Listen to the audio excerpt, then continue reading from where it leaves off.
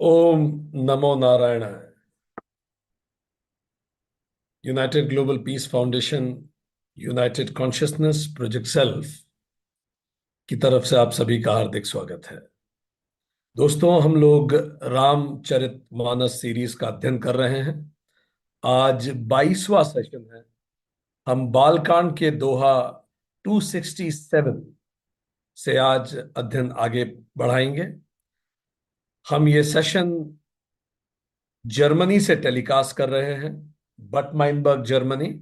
यहां दोपहर के 1 बज रहे हैं। हमारा नाम डॉक्टर विक्रांत सिंह तोमर है। चलिए, जहां हमने पिछली बार बात खत्म की थी वहीं से आगे बात शुरू करें। पिछली बार हमने देखा कि एक ही दरबार में भगवान विष्णु के दो रूप, एक ही दरबार में विश्वामित्र और परशुराम जैसे दो युग पुरुष। उन दोनों में समानता ये कि विश्वामित्र क्षत्रिय पैदा हुए पर कर्मों से ब्राह्मण हुए। परशुराम जी ब्राह्मण पैदा हुए पर कर्मों से क्षत्रिय हुए। शास्त्र और शस्त्र का एक जोड़ रूप, दो ऐसे युग पुरुष जिसमें शास्त्र भी था, शस्त्र भी था, एक साथ आमने सामने। भगवान विष्णु के दो अवतार एक साथ आमने सामने। मनुष्यों में विदेह राजा जनक का दरबार, जो उस समय धरती के सबसे ज्ञानी पुरुष माने जाते थे। और इस दौरान आदिशेष के अवतार लक्ष्मण जी और विष्णु जी के अवतार परशुराम जी में आपस में वाद विवाद होने की संभावना बन रही है। ये कितना अजीब है और लीला कैसी होती है परमात्मा की, कि शेषनाग के अवतार तो लक्ष्मण जी हैं और विष्णु जी के अवतार परशुराम जी हैं, और दोनों आपस में एक बहुत कॉन्फ्लिक्टिंग सिचुएशंस में आ गए हैं। अभी अभी भगवान शिव का धनुष टूटा है। महेंद्रगिरी पर्वत से तप करते करते अभी अभी परशुराम जी की तप भंग हुआ। इतनी तेज टंकार हुई शिव धनुष के टूटने की कि वो तत्काल जनक के दरबार में आ गए। और जनक के दरबार में आने के बाद धरती के दो पुरुष जिनका क्रोध विश्व विख्यात है, आज तक विख्यात है, एक दूसरे के सामने खड़े हैं। और उनके बीच में समत्व रूपी भगवान राम भी खड़े हैं। तो चलिए चलते हैं वापस जनक के दरबार में, जहां वो युग पुरुष एक साथ इकट्ठे हैं जिनके दर्शन मात्र से ही इंसान कृतार्थ हो जाता है, धन्य हो जाता है। चलिए शुरू करते हैं। दोहा 267। Even I am excited to know कि परशुराम जी के नाराज होने पर लक्ष्मण जी ने आगे क्या कहा। चलिए शुरू करते हैं। अति रिस बोले बचन कठोरा, कहु जड़ जनक धनुष कह तोरा। उनको नाम भी परशुराम कह रहे हैं। वो अति ऋषि हैं और अति क्रोध में भी हैं। वो अति रिस बोले बचन कठोरा, कहु जनक धनुष कह तोरा।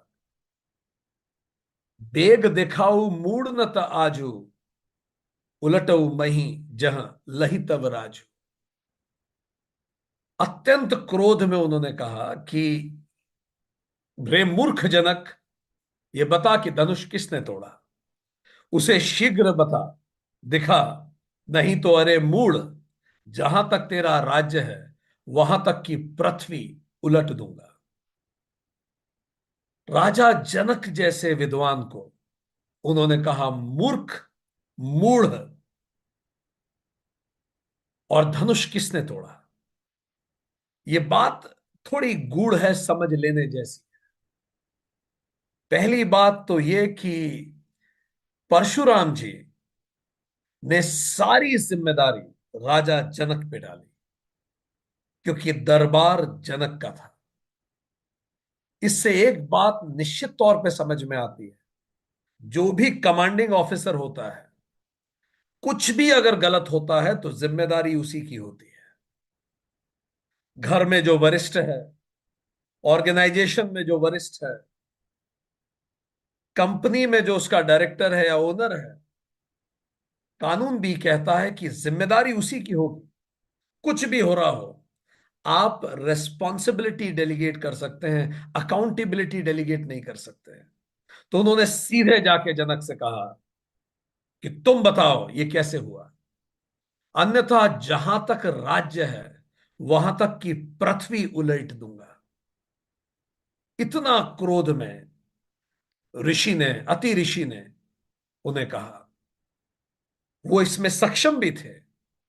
परशुराम जी ने ये कहा तो उनको जानने के लिए थोड़ा सा उनके बारे में भी समझ लेना उपयोगी होगा। थोड़ा सा परशुराम जी को जानते हैं ताकि उनके इन वाक्यों को भी हम समझ सकें। सो जो परशुराम जी हैं, उनका उल्लेख बहुत सारे पुराणों में आता है। श्रीमद् भागवत पुराण, महापुराण में 9.15, हरिवंश पुराण में भी उल्लेख आता है। इन श्री परशुराम जी के पिता महर्षि जमदग्नि थे। ये सप्तर्षियों में एक है और इनकी माता का नाम रेणुका देवी है। ये भृगु ऋषि के वंश के थे, भृगुवंशी। इनका जन्म स्थान, आप में से कोई गैस करना चाहेगा परशुराम जी का जन्म स्थान कौन से प्रदेश में आता है? Any guesses? Anybody would like to guess? I think यहां कई लोग तुरंत समझ चुके हैं। बिल्कुल ठीक है। परशुराम जी का जन्म स्थान मध्य प्रदेश में इंदौर के पास में जानापाव पर्वत पे है। देखने लायक वो जगह है जहां विष्णु जी ने अपना अवतार लिया। और परशुराम जी बचपन से ही, चूंकि वो तो भगवान विष्णु के अवतार थे, उन्होंने बड़ा कठोर तप किया और बहुत कठोर तप करके भगवान शिव को प्रसन्न किया। भगवान शिव से ही उन्हें परशु प्राप्त हुई और भगवान शिव जी ने उनको नाम दिया रामभद्र। जो भगवान शिव के आराध्य हैं राम, और भगवान राम के आराध्य हैं भगवान शिव, तो उन्होंने राम के नाम पे ही परशुराम को नाम दिया रामभद्र। पर चूंकि वो हमेशा भगवान शिव की दी गई परशु लेके चलते थे, इसीलिए उनका नाम पड़ गया परशुराम। भगवान शिव ने उन्हें अमृत का वरदान भी दिया। परशुराम जी महेंद्रगिरी पर्वत पर तपस्या करी और उन्हें अमृत का वरदान प्राप्त हुआ। तो वो एकमात्र उन लोगों में से हैं, वो जो 8 चिरंजीवी हैं उनमें से एक परशुराम जी भी है। परशुराम जी कल्प के अंत तक धरती पर तपस्यारत रहेंगे, हमेशा रहेंगे। इसीलिए आप उनको त्रेता में भी देखेंगे, आप उनको द्वापर में भी देखेंगे, आप उनको कलयुग में भी देखेंगे। परशुराम जी बार बार आएंगे। वो त्रेता में भगवान राम के समय भी आएंगे। इवन वो सतयुग में भी भगवान गणेश जी से संघर्ष करते हुए आपको देखेंगे। ऐसी भी कथा आती है कि एक बार परशुराम जी भगवान शिव से मिलने गए, शिष्य गुरु से मिलने गए, पर गणेश जी ने उन्हें रोक दिया। शिष्य को गुरु से मिलने से रोका गया। परशुराम जी क्रोधित हुए और गणेश जी उनको जाने देने के लिए तैयार नहीं थे। गणेश जी ने तो स्वयं शिव जी को रोक लिया था, तो परशुराम जी तो कोई बड़ी और अजीब बात प्रतीत नहीं होती अगर उन्होंने रोका हो। तो परशुराम जी और गणेश जी में युद्ध हुआ। तभी परशुराम जी के फरसे से गणेश जी का एक दांत टूट गया। तभी से गणेश जी एक दंत कहलाए। तो परशुराम जी आपको बार बार मिलेंगे। परशुराम जी आपको, अभी जब हम त्रेता युग की बात कर रहे हैं उसमें तो मिलेंगे ही। परशुराम जी महाभारत में भी आते हैं। जब भगवान कृष्ण गुरु सांदीपनि के यहां शिक्षा ग्रहण कर रहे थे, तब उज्जैनी में गुरु सांदीपनि के आश्रम में भी परशुराम जी आते, और वो आते हैं श्री कृष्ण जी से भेंट करने। और न केवल उन्होंने श्री कृष्ण से भेंट की, उन्होंने श्री कृष्ण को युद्ध विद्या, शस्त्र विद्या भी सिखाई। श्री कृष्ण को सबल बनाया, उन्हें वो दिव्यास्त्र दिए, क्योंकि उनका जो अवतार था, और वो सारे दिव्यास्त्र देकर उन्होंने श्री कृष्ण को कहा कि वासुदेव, बांसुरियां बहुत बज गई, रास बहुत रस लिया, अब जिस कार्य के लिए, उद्देश्य के लिए आपने अवतार लिया है, वहां प्रस्थान करें। तो महाभारत युग में भी ऐसी घटनाएं आती हैं। उन्होंने कर्ण को युद्ध विद्या सिखाई, उन्होंने कर्ण को दिव्यास्त्र दिए, कर्ण उन्हीं का शिष्य था। पर कर्ण इस बात से डरा हुआ था कि अगर उसने बता दिया कि वो क्षत्रिय गोत्र से हो सकता है, या फिर दोनों तरह की बातें सुनने में आती हैं इस संदर्भ में। जब परशुराम जी ने कर्ण से उसका गोत्र पूछा, तो कर्ण ने बताया कि वो राधे का पुत्र है। परशुराम जी ने जब पूरा प्रशिक्षण उसको दे दिया, कर्ण अविजित हो गया। तब एक बार ऐसी कथा आती है कि परशुराम जी कर्ण के पैर पे सर रख के सो रहे थे, और वहीं से एक जानवर, एक बिच्छू जैसा जानवर जो पास से गुजरा, और उसने कर्ण के पैर पे डंक मार दिया। विष कर्ण के शरीर में फैलने लगा, पर कर्ण ने उस पूरे दर्द को भी सहन करते हुए अपने पैर को नहीं हिलाया, ताकि गुरु की नींद भंग ना हो।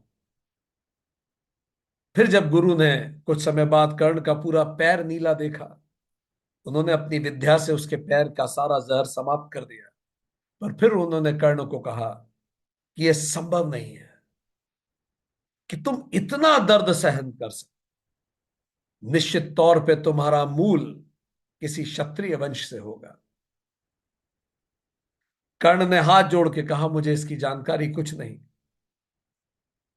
परशुराम जी नाराज हुए, और कर्ण के प्रारब्ध के अनुरूप उन्होंने कर्ण को वो श्राप दिया, जो श्राप बाद में धर्म की स्थापना के लिए अनिवार्य था। अगर परशुराम जी वो श्राप न देते कर्ण को, तो इस धरती पे कर्ण को हराने वाला कोई व्यक्ति पैदा नहीं हुआ था। ये श्री कृष्ण भी जानते थे कि परशुराम जी अगर श्राप न देते कर्ण को, तो अर्जुन कर्ण को कभी नहीं हरा सकता। और अगर कर्ण नहीं हारता, तो दुर्योधन नहीं हारता। और अगर दुर्योधन नहीं हारता, तो अधर्म नहीं हारता। और अगर अधर्म नहीं हारता, तो श्री कृष्ण के अवतार होने का प्रयोजन नहीं होता। सारी इस पूरी यूनिवर्स में, सृष्टि में, सब चीजें आपस में जुड़ी हुई हैं। ये प्रारब्ध में था कर्ण के कि वो अधर्म का साथ देगा, और जो जो अधर्म का साथ देगा उसको कमजोर करने का कार्य धार्मिक कार्य है। परशुराम जी ने पहले ही ऐसा श्राप दिया कर्ण को कि जो शिक्षा मैंने तुम्हें दी है, जिस प्रकार तुमने झूठ बोल के गुरु से झूठ बोला, इसी प्रकार जिस पल तुम्हें शिक्षा की सबसे ज्यादा आवश्यकता होगी, तब ये विद्या तुम भूल जाओगे। कर्ण को उस समय कभी एहसास नहीं हुआ कि इस विद्या का उपयोग उसको तब होने वाला था जब साक्षात नारायण रथ पर उसके समक्ष होंगे। तो परशुराम परशुराम जी भीष्म पितामह के गुरु थे, द्रोणाचार्य के गुरु थे, कर्ण के गुरु थे, श्री कृष्ण के गुरु थे। ऐसी भी कथा आती है महाभारत के दौरान कि जब अंबा ने न्याय के लिए पुकारा, अंबा अंबालिका का अपहरण कर लिया था भीष्म पिता ने, और जब अंबा ने उन्हें कहा कि आप अब मुझसे शादी कीजिए, आपने अपहरण कर लिया, तो भीष्म पितामह ने कहा था कि मैं अविवाहित रहने का प्रण ले चुका हूं। तब अम्बा उसके पास गई जिसको प्रेम करती थी, पर उस व्यक्ति ने भी उसको स्वीकार नहीं किया, क्योंकि भीष्म पितामह उसका अपहरण कर चुके थे। तब अम्बा ने न्याय के लिए परशुराम जी को पुकारा। परशुराम जी ने अंबा की मदद के लिए वो आए। पर महाभारत के भीष्म पर्व अनुशासन पर्व में उल्लेख आता है, भीषण वो युद्ध हुआ परशुराम जी और भीष्म जी का। पर गुरु ने तो अपने शिष्य को इस कदर तैयार किया था। गुरु शिष्य से युद्ध कभी करता ही नहीं, वो कर ही नहीं पाएगा, क्योंकि ये एकमात्र ऐसा युद्ध है जिसमें गुरु की हार निश्चित है। अगर शिष्य हार गया तो गुरु हार ही गया है, फिर सिखाया क्या। और अगर शिष्य जीत गया तो गुरु हार ही गया है। तो इसीलिए गुरु शिष्य से युद्ध नहीं करता, क्योंकि ये युद्ध केवल हार का युद्ध होता है। इसीलिए ये युद्ध किसी निष्कर्ष में नहीं पहुंचा। परशुराम जी ने अंबा के बात का मान रखने के लिए युद्ध किया, पर वो जानते थे षष्ठी में भीष्म को कोई नहीं हरा सकता। तो बहुत जगह आपको परशुराम जी का उल्लेख आएगा, और अभी तो हमारे जमाने में भी आएगा। हम सब इंतजार कर तो रहे हैं अगले अवतार, कल की अवतार के आने का। जब कल की अवतार धरती पर जन्म लेंगे, उस समय जब वो धर्म स्थापना के लिए शस्त्र उठाएंगे, तो परशुराम जी ही कल की अवतार को शस्त्र विद्या का प्रशिक्षण देंगे। इसीलिए परशुराम जी एक चिर ध्यान में हैं, और वो इंतजार कर रहे हैं विष्णु जी के अगले अवतार के आने का, जो इस युग का अंत करेगा, जो इस कल्प का अंत करेगा।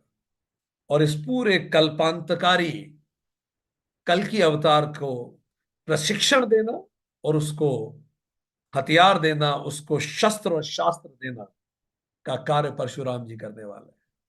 तो ऐसे परशुराम जी राणा राजा जनक के दरबार में है, अद्वितीय योद्धा। तो अब इतना सब उनके बारे में जानने के बाद आपको उनकी बातें अजीब नहीं लगेंगी। जो उन्होंने क्रोध में कहा और जनक से जिस प्रकार उन्होंने बातें की, उसमें आपको कुछ अजीब नहीं लगेगा।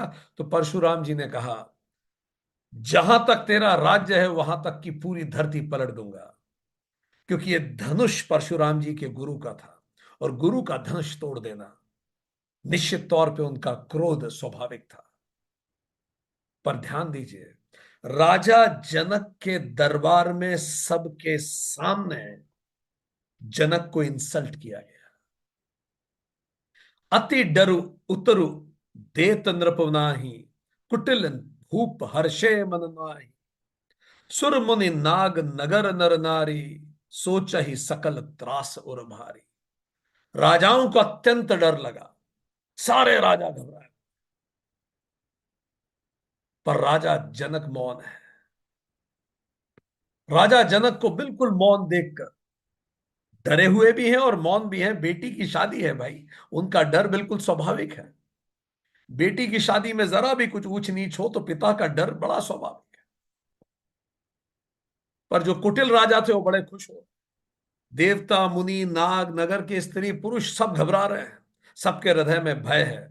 पर ध्यान दीजिए किस प्रकार जनक शांत है। धैर्य वीर का आभूषण है। परशुराम जी बहुत सीनियर है जनक से, और इसीलिए उनकी डांट जनक जी ने सरहृदय स्वीकार की। ये दिखाता है कि जनक जी अहंकार के परे हैं, उन्हें यूं ही विधेय नहीं कहा जाता। सरे दरबार में किसी ने राजा को मूर्ख कहा, मूढ़ कहा, फिर भी जनक शांत है, क्योंकि जनक जानते हैं कि वो परशुराम है। आगे बढ़ते हैं। मन पछतात सिंह महतारी। माता सीता की मुश्किलें खत्म होने का नाम ही नहीं ले रही। इतनी मुश्किल से तो सौभाग्य का पल आया था। विधि अब सबरी बात बिगाड़ी, भ्रघुपति कर सुभाव सुनी सीता, अरद निमेश कलप सम बीता। अब सीता जी मनी मन पछता रही हैं, ये क्या हो गया, सब कुछ ठीक हो गया फिर भी बात बिगड़ रही है। परशुराम जी का स्वभाव तो सीता जी अच्छे से जानती हैं। एक एक क्षण कल्प की तरह सीता जी का बीत रहा है, मुश्किलें खत्म होने का नाम ही नहीं ले रही। देखिए, कामनाएं भय और क्रोध की जननी है। सीता जी के मन में गहरी कामना है श्री राम के लिए, तो उनमें भय आ रहा है। जब कामनाएं होती हैं तो किसी के अंदर क्रोध भी आता है। पर यहां सीता जी को भय हो रहा है। जब विधाता विपरीत होता है तो क्षण भी कल्प बन जाते हैं, और जब विधाता अनुकूल होता है तो कल्प भी क्षण की तरह बीतता है। समय मन के सापेक्ष है। जब अच्छा समय चलता है तो तुरंत बीत जाता है, बुरा समय चलता है तो बहुत टाइम लगता है। पर यह तो सीता जी का मन है। जनक डरे हुए हैं, सभा सन्न है, सीता जी घबराई हुई हैं। चलिए राम जी को देखते हैं। सभय बिलो के लोक सब जाने, जान की भीरु, हृदय न हर्ष विषादु, कछु बोले श्री रघुबीरु। जब सब लोग भयभीत थे, डरे हुए थे, सीता जी को डरी हुई देखकर श्री राम जी बोले। उनके हृदय में ना कोई हर्ष था ना विषाद था।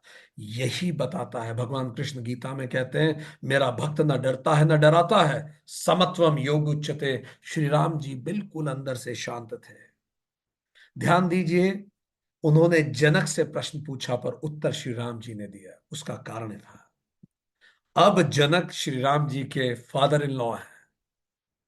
श्री जनक जी के सम्मान की रक्षा उनका कर्तव्य है। अब सीता जी, क्योंकि धनुष टूटते ही यह निश्चित हो गया कि सीता जी उनसे शादी करेंगी, तो अब Sita ji is would be wife, और उनके सम्मान उनके भय की रक्षा भी श्री राम का कर्तव्य है। इसीलिए श्री राम से पूछा नहीं गया था। वो ऐसे हैं नहीं कि वो बीच में बोले। वो तो धनुष तक नहीं उठा रहे थे बिना गुरु आज्ञा के, पर अचानक श्री राम ने उत्तर दिया बिना पूछे। ये बताता है कि वो रिश्तों के प्रति कितने संवेदनशील है। नाथ संबुधनु भंज निहारा हो ही, केऊ एक दास तुम्हारा, आयुष काह कहीं किन मोही, सुनी रिसाई बोले मुनि को ही। हे नाथ, धनुष, शिव जी का धनुष तोड़ने वाला केवल कोई आपका ही दास हो सकता है। क्या आज्ञा है, मुझे बताइए।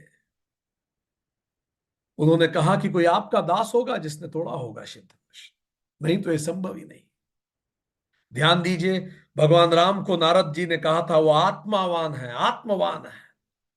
कितने संतुलित और आत्म नियंत्रित रूप से उन्होंने ऋषि को कहा कि मैं दास हूं, मुझे बताइए। हे नाथ, आप बताइए। नाथ कह के संबोधित किया, खुद को दास कहा। नारद जी ने राम जी को कहा था जीत क्रोध, क्रोध को जीत चुके।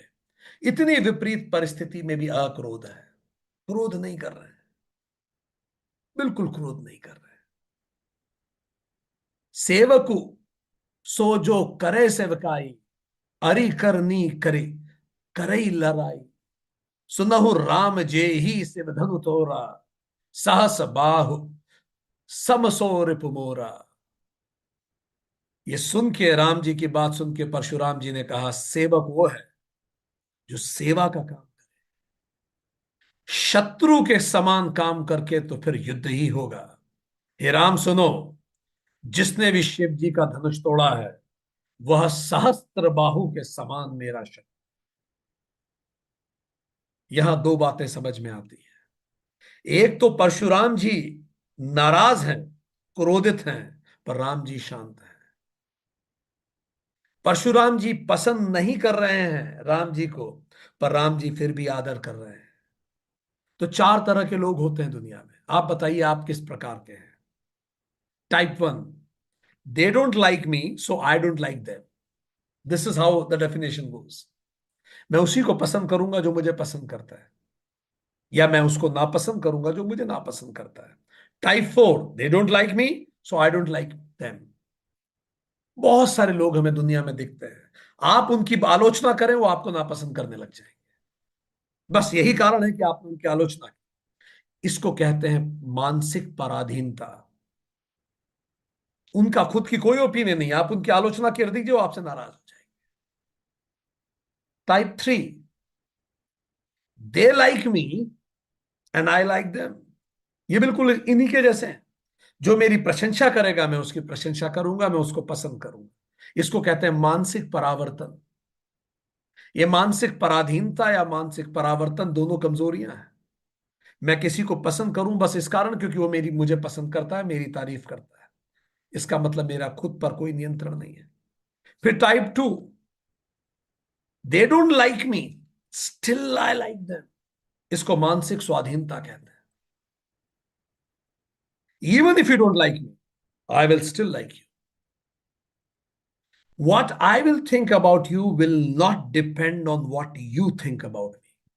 It is independent of it.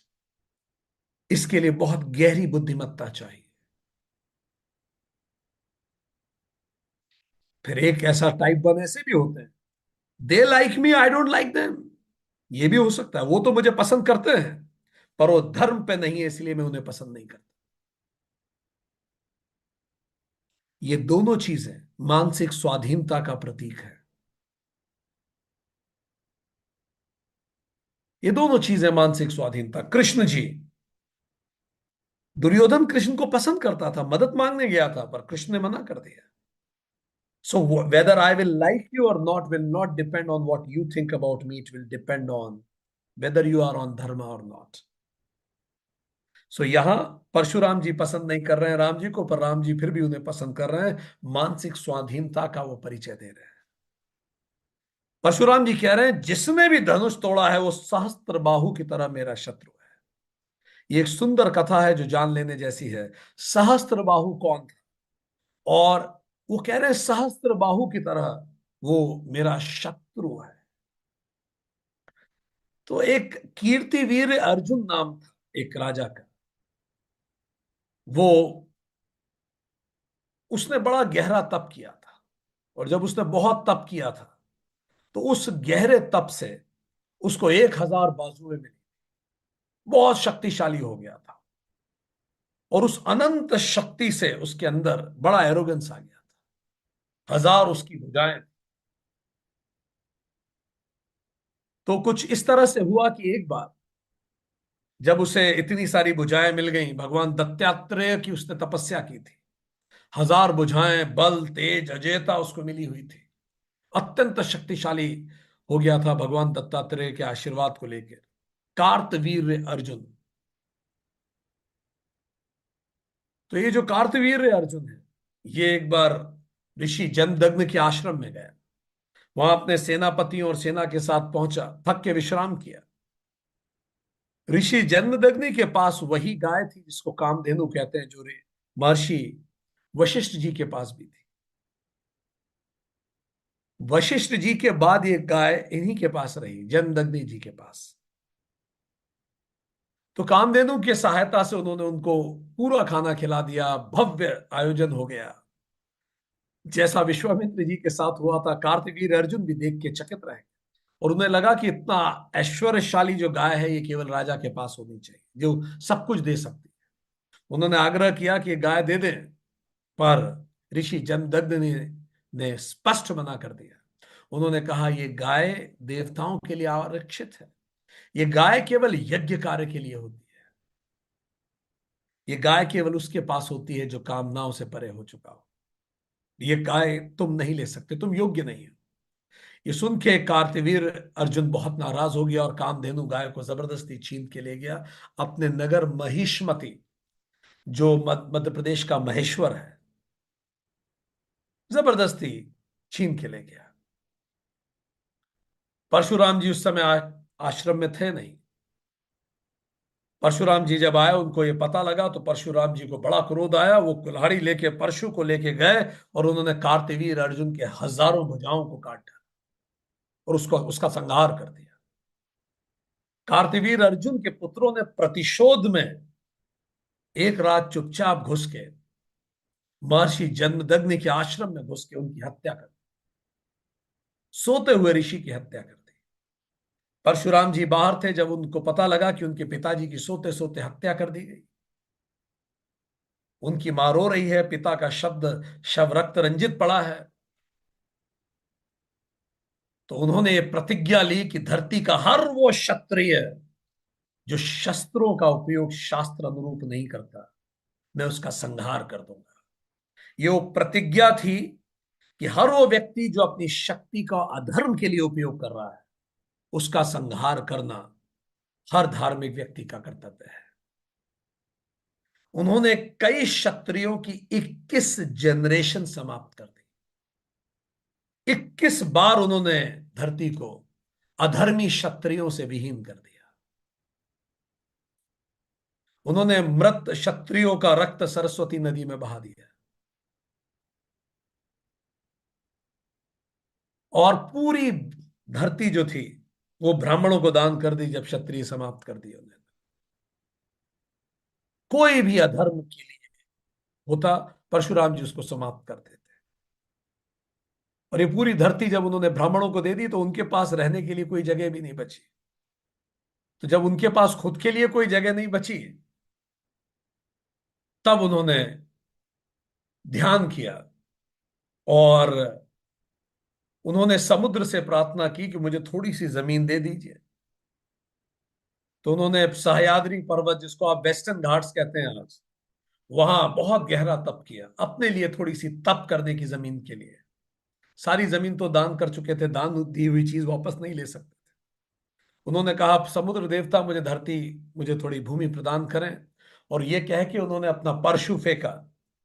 जहां परशु गिरा साउथ में, उतना पीछे समुद्र हो गया।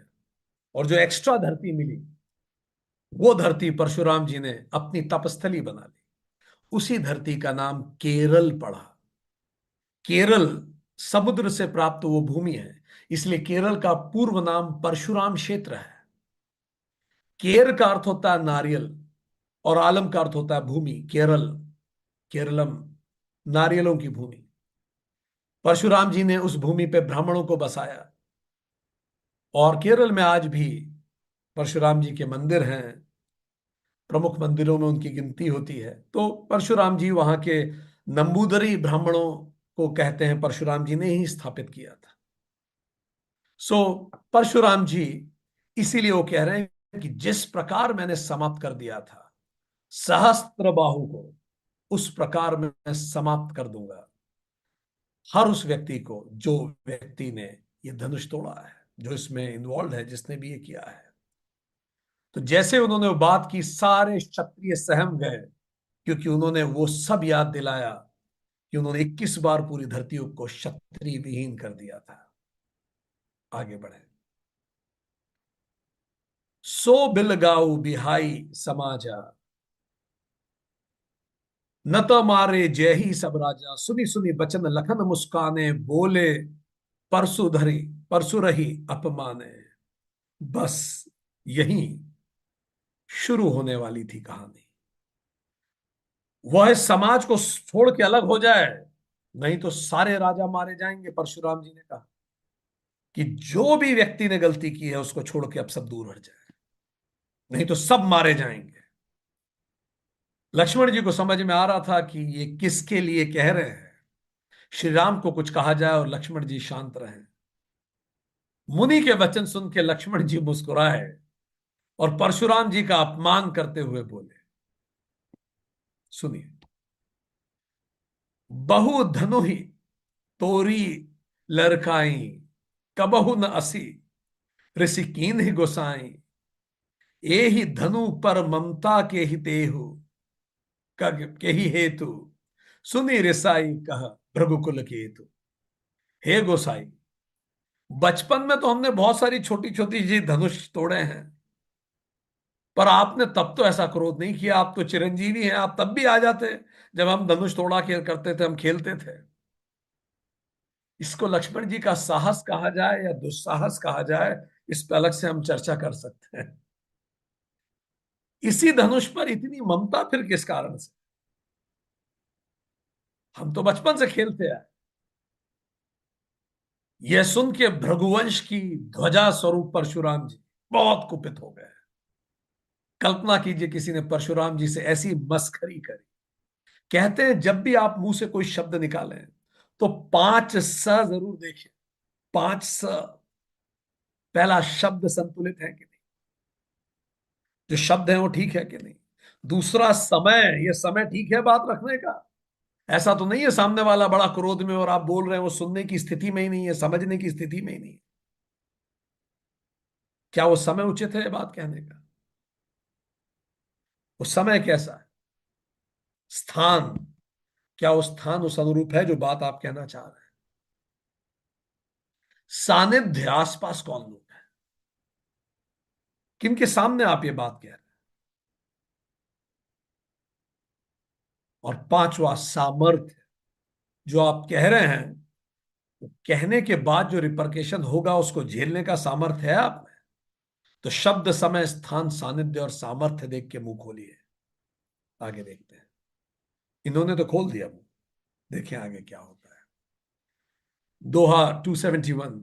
हे नृप बालक, पुरुष परशुराम जी कह रहे हैं, हे नृप बालक, काल बस बोलत तो ही न संभार। धनु ही, धनु ही सम त्रिपुरारी धनु, विदित सकल संसार। हे राजपुत्र, काल के वश होने के कारण तुझे कुछ भी होश नहीं है, लगता है विनाश काले विपरीत बुद्धि। तुझे कुछ भी होश नहीं है। ये सारे संसार में विख्यात है कि ये धनुष शिव जी का धनुष है। तो ये क्या तुम्हारी वो धनुषियों की तरह है जो तुम तोड़ा करते थे? लक्ष्मण जी क्या कह सकते हैं, जरा सोचिए। लखन कहा हंसी हमरे जान, सुनहु देव सब धनुष समाना। का छति लाभु जून धनु थोरे, देखा राम नयन के भोरे। लक्ष्मण जी ने हंस के कहा, हे देवता, हमारे जान में तो सारे धनुष एक जैसे ही हैं। पुराने धनुष के तोड़ने में क्या हानि क्या लाभ। राम जी को लगा था नया धनुष और गलती से टूट गया, दो कैसे लगा था? तो पहला तर्क तो उन्होंने बोला हमने बचपन से धनुषियां तोड़ी हैं। फिर कह रहे सारे धनुष एक जैसे हैं। फिर कह रहे पुराने धनुष तोड़ने का क्या फायदा, राम जी ने तो इसे नया समझ के उठाया था। ठीक, टूट गया ये, हम तो पुराना सोच भी नहीं रहे थे इसे। छूट ही, छुअत ही टूट रघुपतहु, न दोसु, मुनि बिनु काज करऊ कतरोसु। बोले चितई परसू की ओरा, रे सट सुनहि सुभाव न मोरा। ये तो छूटते ही टूट गया। छुआ था राम जी ने, टूट गया। इसमें रघुनाथ जी का कोई दोष नहीं है, लक्ष्मण जी ने कहा। आप बिना बात क्रोध कर रहे हैं, लक्ष्मण जी ने कहा। परशुराम जी ने अपने फरसे को देख के बोला, अरे दुष्ट, तूने मेरे स्वभाव के बारे में कुछ नहीं पढ़ा? तुझे बताया नहीं गया स्कूल में मेरे बारे में? जिस भी तू गुरुकुल से पढ़ के आया है, उस गुरु ने तुझे बताया नहीं मेरे बारे में? बालक बोल बधौ नहीं तोरही, केवल मुनि जड़ जान ही मोही। बाल ब्रह्मचारी अति कोही, विश्व विदित क्षत्रिय कुल दोही।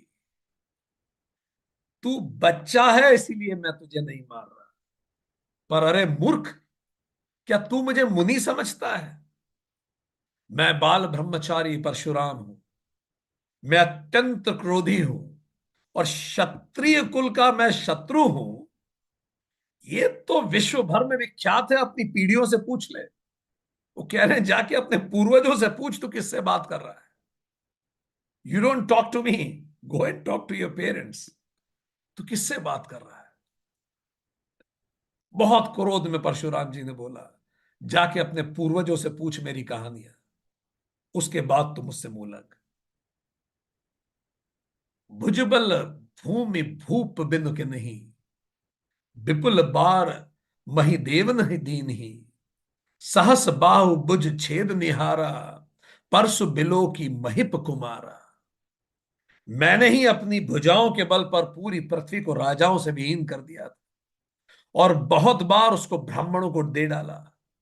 हे राजकुमार, सहस्त्र बाहु की भुजाओं को काटने वाले इस फरसे की ओर गौर से देख और मुंह बंद करके चुपचाप खड़े हो जा। परशुराम जी समझा रहे हैं, अभी भी उसे बता रहे हैं तू बच्चा है, मत कर, मत उलझ। दोहा 272। मातु पिता ही जनी, सोच बस करसी महिष किशोर। गर्बन के अर्भक दलन, परसु मोर अति घोर। हे राजा के बालक, वो बार बार उसे बालक कह रहे हैं कि बेटा तू मत लग मेरे मुंह, अभी मैं क्रोध में हूं, तू मुझे जानता नहीं है, अपने माता पिता से पूछ। अब कह रहे हैं हे बालक, तू अपने माता पिता की सोच। कहते हैं जितनी भारी लगती है शेषनाग को ये धरती, उससे भी भारी लगती है पिता को बेटे की अर्थी। परशुराम जी कह रहे हैं, कैसे तेरा शव उठाएंगे तेरे पिता, थोड़ा उनकी भी सोच ले। मेरा फरशा इतना खतरनाक है कि मेरे आने की सुन के गर्भ के बच्चे तक खत्म हो जाते हैं। तू मुझे क्रोधित न कर। परशुराम जी उसे समझा रहे हैं, और शब्द सह सच है। वो जो कह रहे हैं अपने बाले में वो अतिशोक्ति नहीं है। वो बार बार उसे आगाह कर रहे हैं कि अब भी रुक जा। धन्य तो है लक्ष्मण जी। इसको क्या कहेंगे, साहस, दुस्साहस, अति दुस्साहस, डोंट नो। बिहसी लखन, लखन बोले मृदुबानी, अहो मुनीसु महाभटमानी, पुनि पुनि मोहि देखाव कुठारो, चहत उड़ावन फूक प्रहारो। लक्ष्मण जी हंस के बोले, बोले अहो मुनीश्वर। मुनीश्वर तो अपने आप को बड़ा भारी योद्धा समझते हैं ऐसा लगता है, मुझे बार बार कुल्हाड़ी दिखा रहे हैं। लक्ष्मण जी कह रहे हैं, मुझे कुल्हाड़ी दिखा रहे हैं ये। निश्चित तौर पे विश्वामित्र भी सोच रहे होंगे ये चल क्या रहा है। थोड़े से दिव्यास्त्र क्या दे दिए लक्ष्मण, वो परशुराम जी के सामने आके खड़ा हो गया। हमें याद आता है कि हम कई बार सोचते भी हैं, परशुराम जी क्या सोच रहे होंगे। आप सोचिए, 3 साल का बच्चा आपके सामने ऐसे आके खड़ा हो जाए, ठीक, और आपको चैलेंज करे कि आओ लड़ते हैं, आप क्या करेंगे। हमें आज भी याद है कि आई वॉज ड्राइविंग, तो सामने से एक छोटा सा बच्चा अपनी ट्राइसिकल लेके आ रहा था। तो उसको लगा कि हम हम उसके रास्ते में, एक्चुअली वो हमारे रास्ते में। तो बिल्कुल हमारी कार के बिल्कुल सामने ही ट्राइसिकल रख के ऐसे खड़ा हो गया। अब हम उसको देख के इंतजार करने लगे कि हटाएगा ट्राइसिकल, मतलब बिल्कुल चैलेंजिंग उसमें। तो फिर, तो आई कैन अंडरस्टैंड परशुराम जी किस सब से गुजर रहे होंगे। सो भाना की लक्ष्मण उतने छोटे बच्चे भी नहीं है, उम्र में तो बड़े ही हैं, शादी होने वाली है उनकी। वो कह रहे हैं, आप ये जो परशु परशु मुझे दिखा रहे हैं, तो ये ऐसा है जैसे आप फूंक से पहाड़ उड़ाना चाहते हैं। आप फूंक हैं और मैं पहाड़ हूं, लक्ष्मण जी कह रहे हैं। ठीक। इहा कुल्हड़ बतिया कोई नाही, जे तरजनी देख मरी जाही, देख कुठार सरासन बाना, मैं कछु कहा सहित अभिमान। यहां कोई कुल्हाड़े से डरने वाला कोई बच्चा नहीं है, ठीक, जिसको आप उंगली दिखा देंगे, तर्जनी उंगली दिखा के डरा लेंगे या कुछ कर लेंगे। मैंने पहले से ही आपके कुठार परशु देख लिया था, धनुष बाण भी देख लिया है, और ये सब देख के ही मैं आपको बोल रहा हूं जो मैं आपको बोल रहा हूं। इसलिए क्रोध मत कीजिए, यहां कोई डरने वाला नहीं है। भृगुसुत समुझ जनेऊ बिलो की, जो कछु कहूं सहस रिस रोकी, सुर महिसुर हरिजन अरुगाई, हमरे कुल इन्ह परन सुराई। मैं आपको भृगुवंशी समझ, और आपने जो यज्ञोपवीत देखा है, पहन रखा है, भृगुवंशी समझकर और यज्ञोपवीत देखकर, तो आप जो कहते हैं उस पर, उसे मैं क्रोध को रोककर सहन कर लेता हूं। देख के समझ में आ रहा है ब्राह्मण भी हैं, इसलिए मैं सहन करके मैं भी चुप हूं। लक्ष्मण कह रहे हैं, इतना बोलने के बाद भी कह रहे हैं मैं चुप हूं, क्योंकि आपकी यज्ञोपवीत देख के मैं समझ रहा हूं आप ब्राह्मण हैं, भृगुवंशी हैं। और उन्होंने कहा, रघुवंशी देवता ब्राह्मण भगवान के भक्त और गौ पर हाथ नहीं उठाते। हमारे कुल में यह सभ्यता नहीं है कि ब्राह्मणों पे हाथ उठाया जाए, इसीलिए मैं चुप हूं, लक्ष्मण कह रहे हैं इतना बोल के भी। बंधे पाप अपकीर्ति हारे, मारत हूं पा परई तुम्हारे, कोटि कुल से सम बचन तुम्हारा, व्यर्थ धरहु धनु बाण कुठारा। क्योंकि ब्राह्मणों को मारने से पाप लगता है, और इनसे हार जाने से अपकीर्ति होती है। लक्ष्मण कह रहे हैं कि आपको मार दिया तो पाप मुझे लगेगा। सोचिए वो क्या कह रहे हैं, आपको मार दिया तो पाप, वो चिरंजीवी हैं परशुराम, वो कह रहे हैं आपको मार देने से पाप मुझे लगेगा, और आपसे हार गया बाय चांस तो अपकीर्ति भी मेरी होगी। जैसे परशुराम तो कोई है ही नहीं, इसीलिए आप मारे भी तो भी आपके पैर ही पड़ना चाहिए, ब्राह्मणों से कौन लड़े।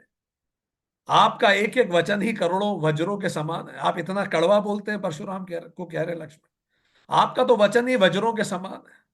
आप धनुष बाण और कुठार तो यूं ही लेके घूम रहे हैं, इतना कड़वा आप बोल देते हैं कि आप तो बोल के ही मार डालते हैं सामने वाले को। आप क्यों हथियार लेके घूम रहे हैं? लक्ष्मण ने कहा परशुराम जी को, आप तो बेकार ही हथियार लेके घूम रहे हैं, इतना कड़वा बोल रहे हैं, आदमी तो वैसे ही मर जाएगा सुन सुन के आप। जो बिलो के अनुचित कहूं, क्षमो महामुनि धीर, सुनी सरोष भृगु बंस मणि, बोले गिरा गंभीर। इन्हें धनुष बाण और कुठार को देखकर मैंने कुछ अनुचित कहा हो तो उसे हे धीर महामुनि क्षमा की। तो लक्ष्मण ने बोला, ये मैंने जो कहा, अगर आपको लग रहा है कि मैंने कुछ गलत किया कहा है तो आई एम सॉरी, बट जो मुझे सही लगा मैंने आपको कहा। इस कदर निडर लक्ष्मण। ये सुन के भृगुवंश के मणि जो परशुराम जी हैं, क्रोध के साथ गंभीर वाणी में बोले, कौशिक सुनहु मंद यह बालक, कुटिल काल बस निज कुल घालकु, भानु बंस राकेश कलंकु, निपट निरंकुश अबुद असंख्यु।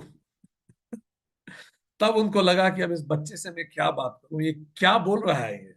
तो उन्होंने एड्रेस किया सीधे विश्वामित्र। उन्होंने कहा, हे विश्वामित्र, ये जो बालक है ये बड़ा कुबुद्धि और कुटिल है। ये काल इसके सर पे मंडरा रहा है और ये कालवश होके अपने कुल का घातक बन रहा है। अगर ये सूर्यवंश का है तो ये सूर्यवंश के पूर्ण चंद्र का एक कलंक है। ये उद्दंड है, ये मूर्ख है, और ये काल को सामने देख के भी नहीं डर रहा है। क्रोध में उन्होंने विश्वामित्र को कहा कि ये कुटिल दुर्बुद्धि कलंकित को ये कहां से आया है, कौन है? काल कवल होई छन माही, कह पुकारी खोरी मुहि माहि नाही, तुम हट कहूं चौ चहु उबारा, कही प्रताप बलु रोष हमारा। अभी क्षण भर में मैं इसको खत्म कर दूं। मैं पुकार कर कह देता हूं, फिर मुझे दोष मत देना कि एक बालक को खत्म कर दिया। उन्होंने विश्वामित्र को कहा, अगर तुम इसे बचाना चाहते हो तो अभी भी इसे समझा दो। हम लोग नहीं आपस में लड़ाई में कहते इसको समझा लो आप। तो परशुराम जी विश्वामित्र को कह रहे इसे समझा लो, इसे बताओ मेरा प्रताप बल और क्रोध बता के इसे मना कर दो, ये मुझे और ना उकसाए।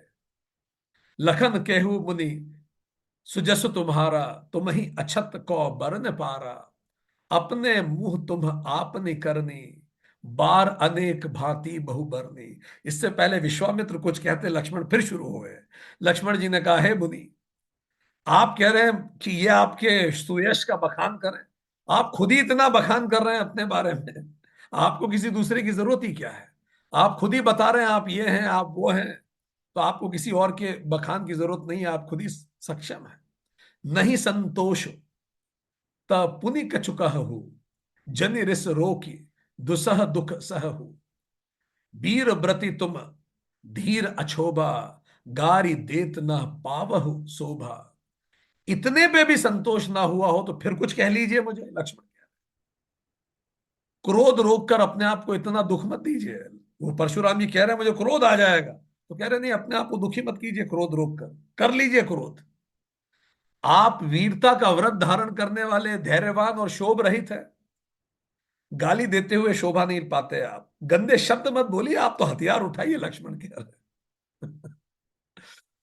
आप देखिए बातें कैसे बिगड़ती हैं जब दो लोग जो दोनों क्रोधित होते हैं।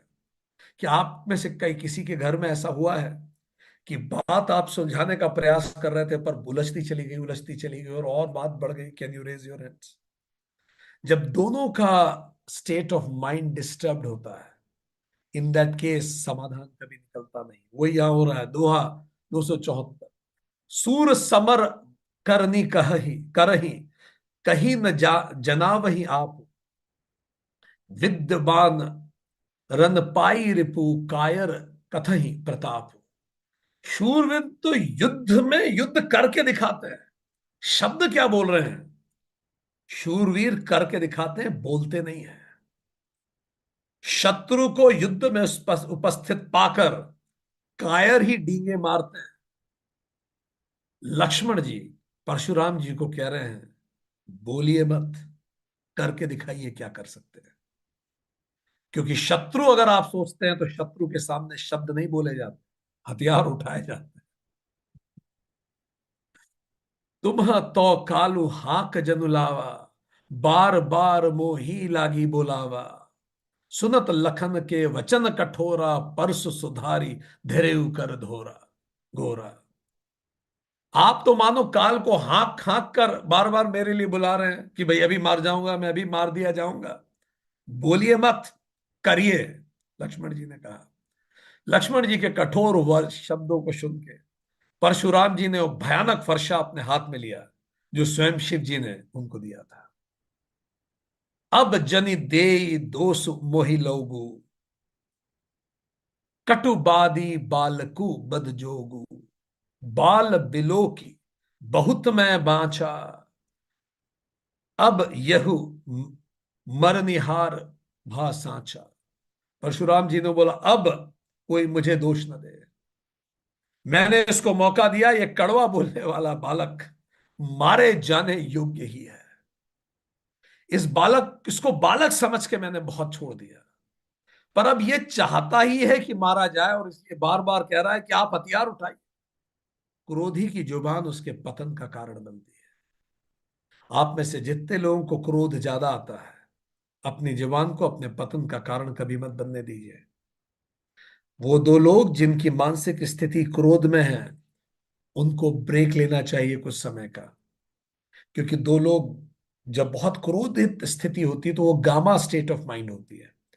उसको अगर आप फ्रीक्वेंसी देखेंगे तो गामा स्टेट होती है। और दो लोग जो गामा स्टेट ऑफ माइंड में, क्रोध की फ्रीक्वेंसी में जब एक साथ बात करते हैं तो जो घर में होता है उसको हंगामा कहते हैं।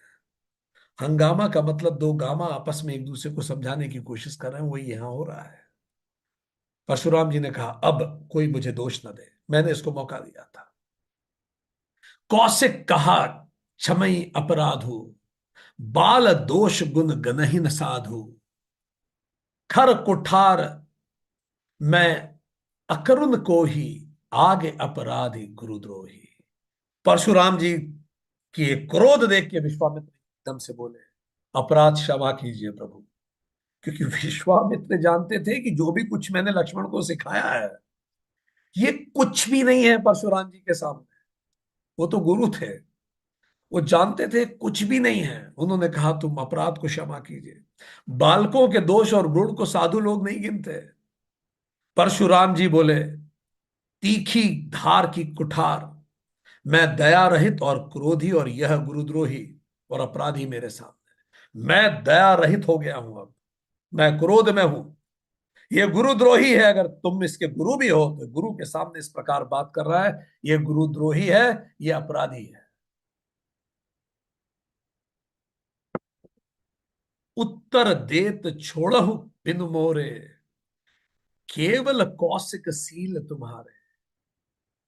न ए नत ए ही काठ कुठार कठोरे, गुरहि उर्न होते श्रम थोरे।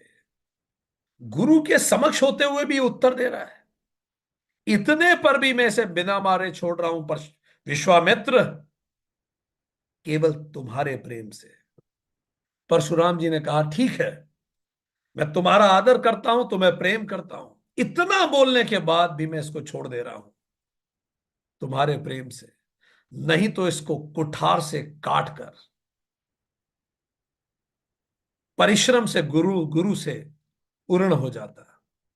गुरु से उर्ण हो जाता। उनके गुरु कौन थे? उनके पिताजी भी उनके गुरु थे, परशुराम जी के। शिव जी भी गुरु थे, पिताजी भी गुरु थे। पिताजी के लिए उन्होंने अधर्मी क्षत्रियों के संहार का प्रण लिया था, शिव जी का धनुष तोड़ा था। तो कह रहे हैं, दोनों मेरे जो गुरु हैं, इसको मैं मार दूं तो दोनों गुरुओं से ऋण हो जाऊं, ऋण ही चुकाऊंगा इस बदतमीज को खत्म करके। पर फिर भी तुम्हारे प्रेम में मैं मौन हूं, परशुराम ने कहा।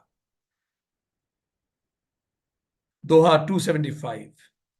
गाधी सुनु कह हृदय हसी, मुनहि हरि उरई सूझ, अरमय खाड़ न उखमय अजहु न बूझ अबूझ। ये सुन के विश्वामित्र जी हृदय में हंस के सोच रहे हैं कि मुनि शायद अभी भी श्री राम को पहचान नहीं पा रहे, वो लक्ष्मण को पहचान ही नहीं पा रहे। मुनि को सब हरा हरा दिख रहा है, वो इनको क्षत्रिय समझ रहे हैं। राम लक्ष्मण कोई क्षत्रिय है, राम कोई मनुष्य है। शायद राम की ही मायावश वो पहचान नहीं पा रहे। किंतु यह लोहमयी खाड़ रस की खाड़ नहीं है जो मुंह में रहते ही गल जाए। इतना आसान नहीं है भगवान राम से युद्ध करना, लक्ष्मण से युद्ध करना। मुनि अभी भी शायद मायावश ये समझ नहीं पा रहा है। विश्वामित्र सोच रहे हैं, कहे लखन मुनि सील सुना तुम्हारा, को नहीं जान विदित संसारा, माता पिता ही उरिन भय नीके, गुर रिनु रहा सोचू बड़ जी के। पर लक्ष्मण जी कहां चुप रहने वाले में थे। लक्ष्मण जी ने फिर आगे बोलना शुरू किया, है मुनि आपके शील को कौन नहीं जानता। आप तो बड़ा धैर्य रख रहे हैं, बड़ी कृपा कर रहे हैं, मुझ मेरा संहार नहीं कर रहे। आपका शील तो दुनिया भर में प्रसिद्ध है। आप माता पिता, आप देखिए व्यंग, इससे पता लगता है कि लक्ष्मण जी अच्छे से परशुराम जी को जानते भी थे। पर चूंकि परशुराम जी राम जी के लिए कुछ गलत कह रहे थे, तो लक्ष्मण जी से सहन नहीं। उन्होंने कहा पूरे जगत में प्रसिद्ध है आप माता पिता से कैसे उऋण हुए थे, अब गुरु से भी उऋण हो जाइए जैसा आपको लगता है। क्या कहना चाह रहे हैं, माता पिता से उऋण कैसे हुए थे परशुराम जी। एक और सुंदर कथा है परशुराम जी से संबंधित, जो सीखने लायक है, जानने लायक है, पता होनी चाहिए। सो परशुराम जी की जो माता जी थी, वो रेणुका जी जो थी, उनकी माता जी, वो क्या किया करती थी, बड़ी तेजस्विनी, बड़ी तेजस्विनी और पतिव्रता थी। तो उनका इतना तेज था, उनका मन इतना शुद्ध था, इतनी उनमें चित्त शुद्धि थी कि वो नदी के किनारे रेत से मटका बनाती थी। इतना फोकस करती थी, वो उनको सिद्धि थी। और उसमें जल लाती थी, रेत के मटके से, इस कदर फोकस कर पाती थी। पर एक बार क्या हुआ कि जब वो नदी के किनारे गई, तो वहां नदी के किनारे गई तो एक राजा चित्ररथ थे। और जब वो जल से, वो रेत से जब मटका बना रही थी, एक पल के लिए राजा चित्ररथ के रूप को देखकर उनका मन उस पर स्थिर हो गया। तो मन उनका भंग हो गया, एक पल के लिए उनका ध्यान भंग हुआ। और वो इतनी कठिन कला थी कि एक पल के लिए, चित्त एक क्षण के लिए भी स्थिर हो जाए तो रेत में पानी कैसे भर के लाएगी। उस दिन वो जल का घट नहीं बना पाई। जब वो घर आई तो ऋषि जमदग्नि जो थे, वो तुरंत समझ गए, वो तो सप्तऋषि थे, कि उनका मन विचलित हो गया। तो उन्होंने मन के विचलन को तुरंत जाना, और उन्होंने कहा, अपने चारों पुत्रों को आदेश दिया। मन का जो उनका विचलन हुआ पर पुरुष को देखकर, उन्होंने चारों पुत्रों को आदेश दिया कि उनका वध कर दे, अपवित्र पत्नी का वध कर दे। चारों पुत्रों ने मना कर दिया। पर परशुराम जी बहुत ज्ञानी थे, वो दूर तक देख सकते थे। उन्होंने परशुराम जी को कहा कि वध कर दीजिए मां का। परशुराम जी ने तुरंत मां का वध कर दिया। और जन्मदग्नि तुरंत प्रसन्न हुए और बोला, वर, कोई वर मांगो, मैं तुमसे प्रसन्न हूं, तुम्हारी गुरु भक्ति, तुम्हारी पितृ भक्ति पे प्रसन्न हूं। तो परशुराम जी ने तुरंत तुरंत वर मांगा कि मेरी माता को पुनर्जीवित कर दीजिए, और मेरे भ्राताओं को भी ये पूरी घटना वो भूल जाए। पिताजी ने भाइयों को भी श्राप दिया था कि तुम मूर्ख हो जाओ, मूढ़ बन जाओ। उन्होंने कहा माता का पुनर्जीवन हो जाए और भाई पूर्ववत हो जाए और ये घटना सब भूल जाए। तो अपने योग बल से जन्मदग्नि ने अपनी माता और अपनी पत्नी को पुनर्जीवित कर दिया। इस प्रकार की एक कथा आती है। ये कथा दोनों दृष्टि से देखी जा सकती है। एक दृष्टि नारीवादी दृष्टिकोण से इसकी अक्सर आलोचना की जाती है, इसे पितृ सत्ता का चरम माना जाता है। पर एक दूसरा वेदांतिक दृष्टिकोण इसका यह है, इस कथा को सीखने की बात, कि जब मन हमारा भंग होता है, जब चित्त अशुद्ध हो जाता है, तब हम अहंकार से लीन लिए जाते हैं। शीश काटने का अर्थ है अहंकार को काटना। और अहंकार को जब शीश कट जाता है तो फिर व्यक्ति का पुनर्जन्म होता है, जैसे उनकी माता का पुनर्जन्म हुआ। तो इसकी वेदांतिक व्याख्या यह है, चित्त अशुद्धि से अहंकार प्रबल होता है।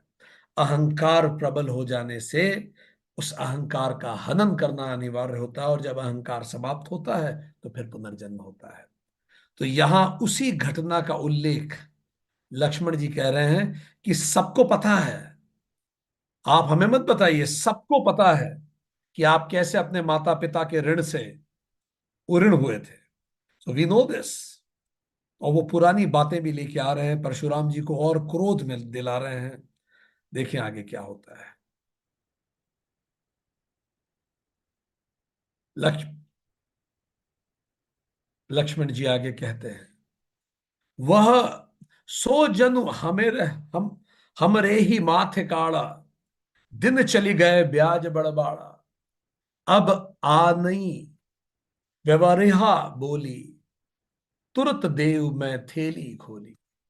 अब मानो वो भी हमारे, आपका जो ऋण बचे हैं आपके गुरुओं पर, वो भी हमारे मत्थे ही था। और बहुत दिन हो गए आपने गुरु का ऋण भी नहीं चुकाया, ब्याज बढ़ गया होगा। चलिए चुका लीजिए, हिसाब पूरी कीजिए, मैं थैली खोल देता हूँ, आइए लड़ते हैं। परशुराम जी को लक्ष्मण जी कह रहे हैं, सुनि कटु बचन कुठार सुधारा, हाय हाय सब सभा पुकारा, भृगुबर परसु देखा बहु मोही, विप्र विचारी बचऊ नृपदोही। लक्ष्मण जी के कटु वचन सुनकर परशुराम जी ने कुठार संभाला, परसा उठाया, फरसा उठाया, सारी सभा हाय हाय करके पुकार उठी। लक्ष्मण जी ने कहा, हे भृगुश्रेष्ठ, आप मुझे फरसा दिखा रहे हैं, पर हे राजाओं के शत्रु, मैं अभी भी ब्राह्मण समझकर आपको छोड़ रहा हूं। लक्ष्मण जी कह रहे हैं, मैं आपको छोड़ रहा हूं ब्राह्मण समझकर, जाओ, छोड़ दिया। मिले न कबहू सुभट रन गाढ़े, द्विज देवता घर ही न बाढ़े, अनुचित कही सब लोग पुकारे, रघुपति सन सैन ही लखनऊ निवारे। आपको कभी रणवीर बलवान नहीं, लक्ष्मण ने कहा। हे ब्राह्मण देवता, लगता है आप घर में ही बड़े हुए हैं। आप घर में ही बड़े हुए हैं। यह सुनकर अनुचित है कहकर सब लोग पुकार उठे। तब रघुनाथ जी ने इशारे से लक्ष्मण जी को रोका, क्योंकि परशुराम जी के परशु को रोकना जरूरी था। लक्ष्मण जी और उनके काल के बीच में अब स्वयं नारायण थे। अब नारायण के दो रूप आपस में संवाद करेंगे। दोहा 276। लखन उत्तर आहुति सरस, भृगुबर कोप सुकृसानु, बढ़त देख जल सम बचन बोले, रघुकुल भानु। देखिए लक्ष्मण जी में बहुत योग्यता है, राम जी में भी बहुत योग्यता है, शौर्य दोनों में है, पर जहां लक्ष्मण जी कम है वो है धैर्य। इसीलिए भगवान राम हम सबके आदर्श हैं। इतना शौर्य होने के बाद भी वो कभी बड़बोलापन नहीं करते। लक्ष्मण के उत्तर जो आहुति के समान थे, जैसे यज्ञ में कोई घी डालता है ना, आहुति जो आग को और प्रकट करती है। परशुराम जी के क्रोध रूपी अग्नि को बढ़ते हुए देख के रघुकुल के सूर्य श्री राम जी जल के समान शब्द बोले, जैसे किसी ने उस आग में पानी डाल दिया हो और एकदम से उसको बुझा दिया हो। श्री राम जी बोले, जय श्री राम। आगे चलते हैं। नाथ करहु बालक पर छोहु, सुध दुख दुध मुख करो न कोहु, जो पै प्रभु प्रभाव कछु जाना, तो की बराबरी करत अयाना। हे नाथ, इस बालक पे कृपा कर दीजिए। ध्यान दीजिए, ये नाथ बोल रहे हैं। हे नाथ, इस बालक पे कृपा कीजिए, इसके सीधे और दुमुहे बच्चे पर क्रोध मत कीजिए। लक्ष्मण जी भी देख रहे होंगे कि भाई दुमुहा बता रहे हैं, दूध जिसके मुंह से तो अभी मां का दूध भी नहीं छूटा है, इतना छोटा बच्चा है, दूध मुहा बच्चा बता रहे हैं। यदि वो आपका कुछ भी प्रभाव जानता तो ये बेसमझ क्या आपकी बराबरी करता। उन्होंने कहा, प्रभु आप इसको माफ करिए, ये नहीं समझ रहा है आपको। जो लरिका कछु अचगरी करही, गुरु पितु मात मोद मन भरही, करई कृपा शिशु सेवक जानी, तुम समशील धीर मुनि ज्ञानी। यदि बालक कुछ चपलता भी करते हैं तो गुरु, माता पिता मन में उनकी बच्चों की बातें सुन के आनंद से भर जाते हैं। जैसे एक छोटा बच्चा कार के सामने खड़ा हो जाए ऐसे आके, तो उसको देख के हंसी आती है। भगवान कह रहे हैं आप नाराज मत होइए, वो बच्चा है। इस छोटे बच्चे को अपना सेवक जान। आप तो समदर्शी हैं, आप सुशील हैं, आप धीर हैं, आप ज्ञानी हैं, आप मुनि हैं। भगवान राम याद दिला रहे हैं परशुराम जी को कि वो बच्चा है, उसको कुछ नहीं समझ में आता। आप समदर्शी, सुशील, धीर, ज्ञानी। देखिए, ध्यान दीजिए, ये बहुत स्ट्रैटेजिक कम्युनिकेशन है। एक तरफ जिस व्यक्ति की गलती है उस व्यक्ति को परशुराम जी के सामने वो कह रहे हैं हाँ इसकी गलती है, आपकी इसमें गलती नहीं है। पर ये बेसमझ है, it's not intentional, it's by mistake. दूसरी बात, परशुराम जी के जो सर्वोच्च गुण हैं उन गुणों को उजागर कर रहे हैं। आगे बात करते हैं। राम बचन सुनि कछुक जुड़ाने, कही कछु लखनो बहुरी मुस्काने, हसत देख नख सिख रिस व्यापी, राम तोर भाता बड़ पापी। राम जी के वचन सुन के परशुराम जी थोड़े से ही शांत हुए थे कि उनकी नजर पर लक्ष्मण पे पड़ी। तो लक्ष्मण बड़े टेढ़े टेढ़े देख के मुस्कुरा रहे थे।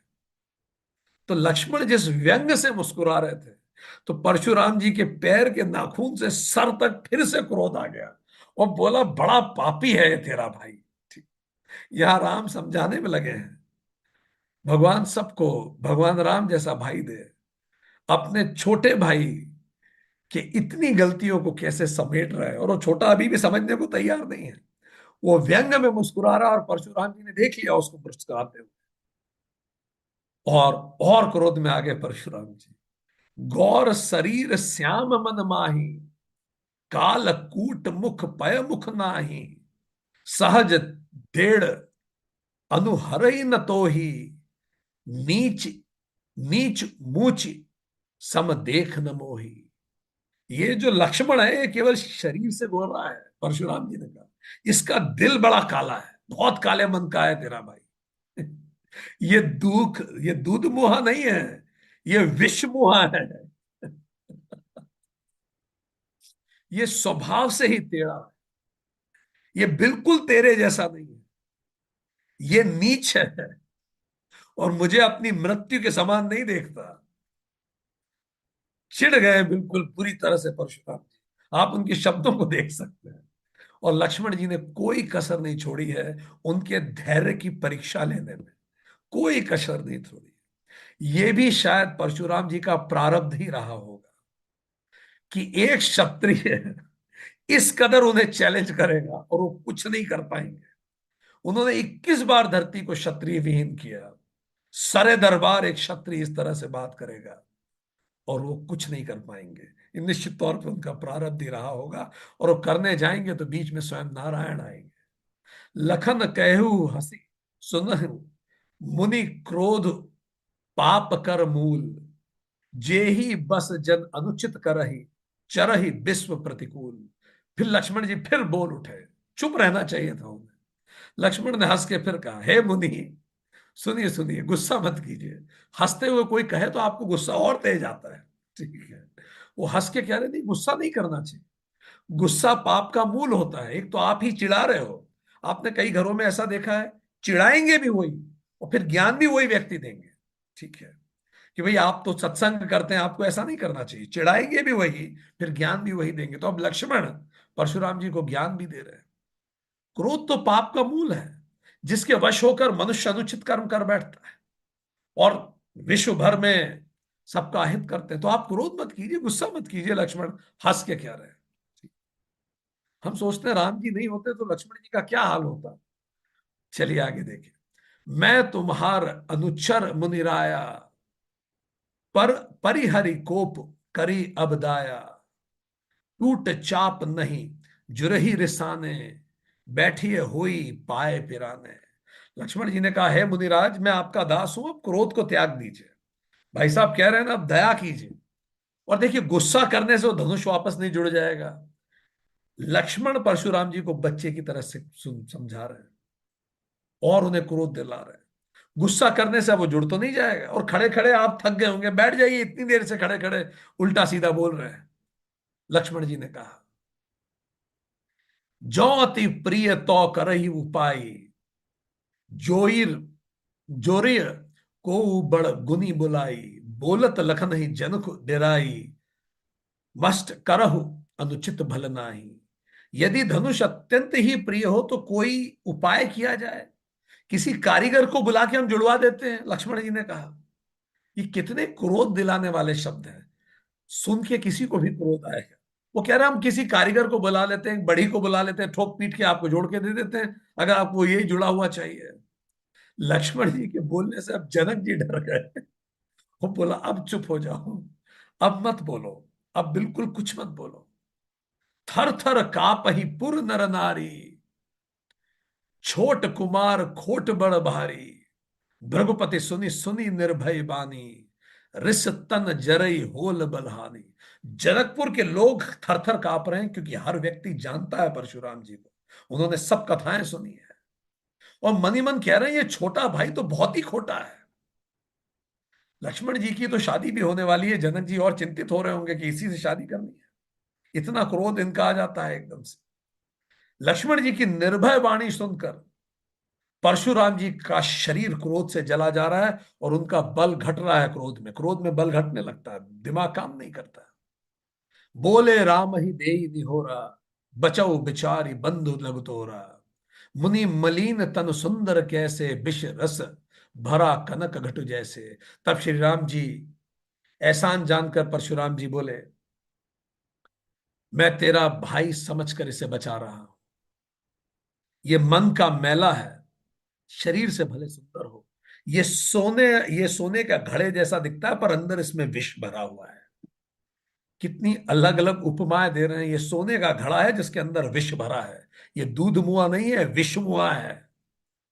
दोहा 278। सुनी लक्ष्मण बहसे बहुरी, नयन तरे रे राम, गुर समेप गवने सकुच, परिहरि बानी बाम। ये सुन के लक्ष्मण फिर हंसने लगे। पर अब श्री राम जी ने अंतिम रूप से लक्ष्मण जी को बड़ी टेढ़ी और वक्र दृष्टि से देखा। लक्ष्मण जी तुरंत समझ गए कि अब भैया क्रोध कर सकते हैं, वो नाराज हो जाएंगे मुझ पे। लक्ष्मण जी तुरंत सकुचा गए, एकदम से चुप हो गए और गुरु के पास चले गए।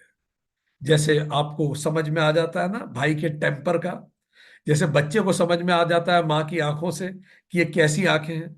माँ जब बच्चे को डांटती है तो शब्दों से परे बच्चा उसकी वाइब्रेशंस, उसकी आंखों के एक्सप्रेशंस को समझते हैं। How many of you can relate with it. बहुत छोटा सा भी बच्चा हो, वो आपकी आंखों से समझ जाएगा कि वास्तव में आप नाराज हो रहे हैं कि केवल दिखाने के लिए कह रहे हैं।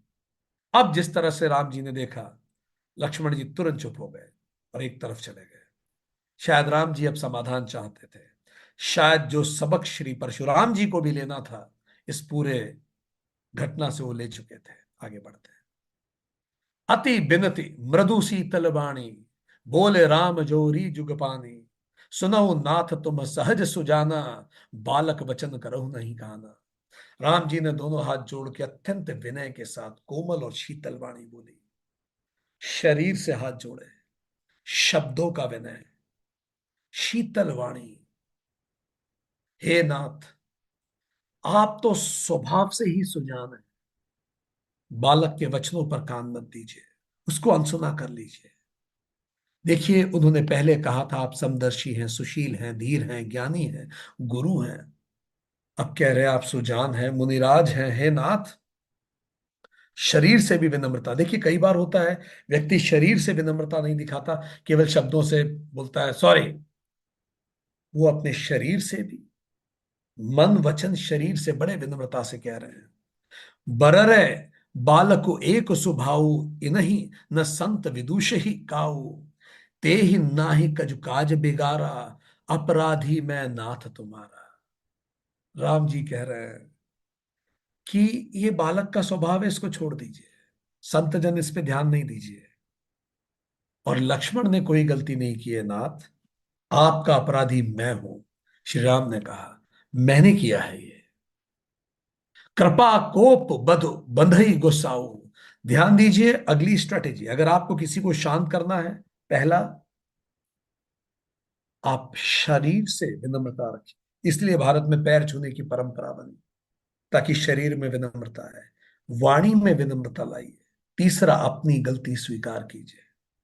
स्वीकार कीजिए, हाँ मुझसे गलती हुई। राम जी ने अपनी गलती तुरंत स्वीकार की, मैं अपराधी हूं। कृपा कोप बध बंधव गोसाऊ गोसाई, मोह करी करई दास की नाई, कही बेग जेहि बिद रस जाई, मुनि नायक सोई करो उपाई। अतः है स्वामी, कृपा क्रोध वध बंधन जो करना है, मैं दास की तरह उपलब्ध हूं, कर दीजिए। उन्होंने चारों बातें कही। प्रभु आपको क्रोध करना है मुझ पे, मैं उपलब्ध हूं। ये होता है कम्युनिकेशन का तरीका। आप, कोई बहुत क्रोध में है आपके पास, देखिए किस तरह एब्सोल्यूट सरेंडर कर। देखिए जब दोनों तरफ से बात टकराती है तो फिर बात बढ़ती है। राम जी ने बिल्कुल, उन्होंने प्रतिरोध समाप्त कर दिया। उन्होंने कहा आपको क्रोध करना है, क्रोध करिए। आपको कृपा करनी है, आप कृपा करिए मुझ पे। आपको मेरा वध करना है, मैं प्रस्तुत हूं। आपको मुझे बंधक बनाना है, मैं प्रस्तुत, मैं दास की तरह प्रस्तुत। आपका क्रोध जैसे दूर हो मुनिराज, वो बताइए। ये दोहा लिख के रखिए। इंटरपर्सनल रिलेशनशिप, जब एक व्यक्ति क्रोध कर रहा हो तो यही दूसरे व्यक्ति को करना चाहिए। कृपा क्रोध बद बंधन, कृपा कोप बंध बंधन गुसाई, मोह कर करई दास की नाई। उस समय शांत रहने से हम दास हो नहीं जाते, उस समय शांत रहने से बात नहीं बढ़ती। बस इतनी सी बात है। राम जी ने कहा जिससे भी आपका क्रोध समाप्त, मैं चारों के लिए तैयार हूं। कहा मुनि राम जाई रिस कैसे, अजहु अनुज तव चितव अनैसे, एही के कंठ कुठारु न दीन्हा, तो मैं काह कोप कर कीन्हा। मुनि ने कहा हे राम, क्रोध कैसे जाए, वो तेरा भाई अभी भी टेढ़ा टेढ़ा मुझे देख रहा है। तो लक्ष्मण जी शायद वहां से भी देख रहे हो, पर अब शायद कुटिलता से तो नहीं ही देख रहे होंगे। इसकी गर्दन पर मैंने कुठार न चलाया तो फिर क्रोध करके मैंने क्या किया। परशुराम जी ने कहा गर्भ स्त्रवही अपनिव रवनी, सुनी कुठार गति घोर, परसु अघत देखो जित जियत बैरिक भूप किशोर।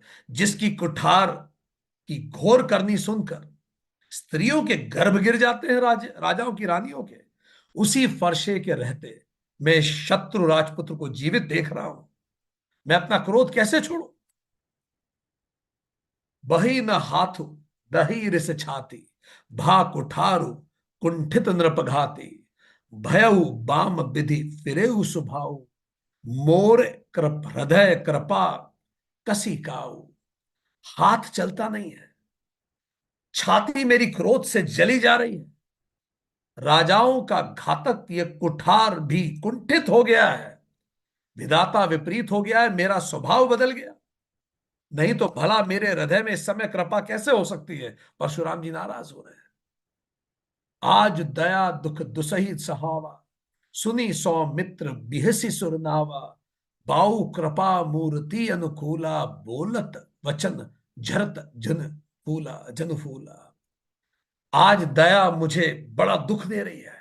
यह सुनकर लक्ष्मण जी ने मुस्कुरा के सर निभाया और कहा कि आपकी कृपा रूपी वायु आपकी मूर्ति के अनुकूल है।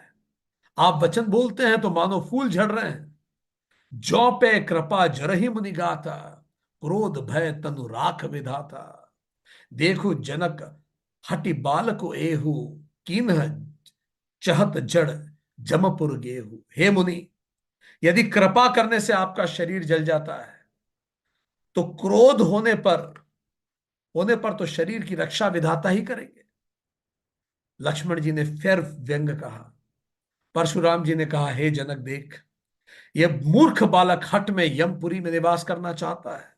लक्ष्मण फिर बोल उठे बीच में, बेग करहु किन आखने होट ओटा, देखत खोट खोट नृपुटोटा, बिह से लखनऊ कहा मन माही, मूंद आंख कतहु को नाही। क्योंकि परशुराम जी रामचंद्र जी से कठोर शब्दों का प्रयोग कर रहे थे, तो लक्ष्मण जी फिर चुप नहीं बैठ पाए। इसको शीघ्र ही आंखों से ओट क्यों नहीं करते? यह राजपुत्र देखने में छोटा है पर बड़ा खोटा है। फिर से उन्होंने कहा। लक्ष्मण ने हंसकर मनी मन कहा, आंखें मूंद लेने पर ऐसा नहीं होता कि वो व्यक्ति वहां होता ही नहीं है। आंखें मूंद लेने से कुछ नहीं होता। परशुराम तब राम प्रति बोले, उर अति क्रोध, शंभु सरासन तोरी सठ, करसी हमार प्रबोध। तब परशुराम जी ने हृदय में अत्यंत क्रोध भरकर श्री राम जी से बोले, हे शठ। अब उन्होंने राम जी को शठ कहा। तू शिव जी का धनुष तोड़ के हम ही को ज्ञान सिखाता है। राम जी ने जितना शांत किया था, लक्ष्मण जी ने उतना क्रोधित फिर से कर दिया। ये देखिए, जब हम अपने क्रोध पर नियंत्रण नहीं रख पाते, जैसे लक्ष्मण जी नहीं रख पा रहे हैं, तो हम अपना भी अहित करते हैं और उन लोगों का भी अहित करते हैं जो लोग हमें बचाने के लिए आगे आते हैं। राम जी बचाने के लिए आ गया लक्ष्मण जी को, और लक्ष्मण जी ने राम जी को ही क्या क्या शब्द सुनवाए देखिए।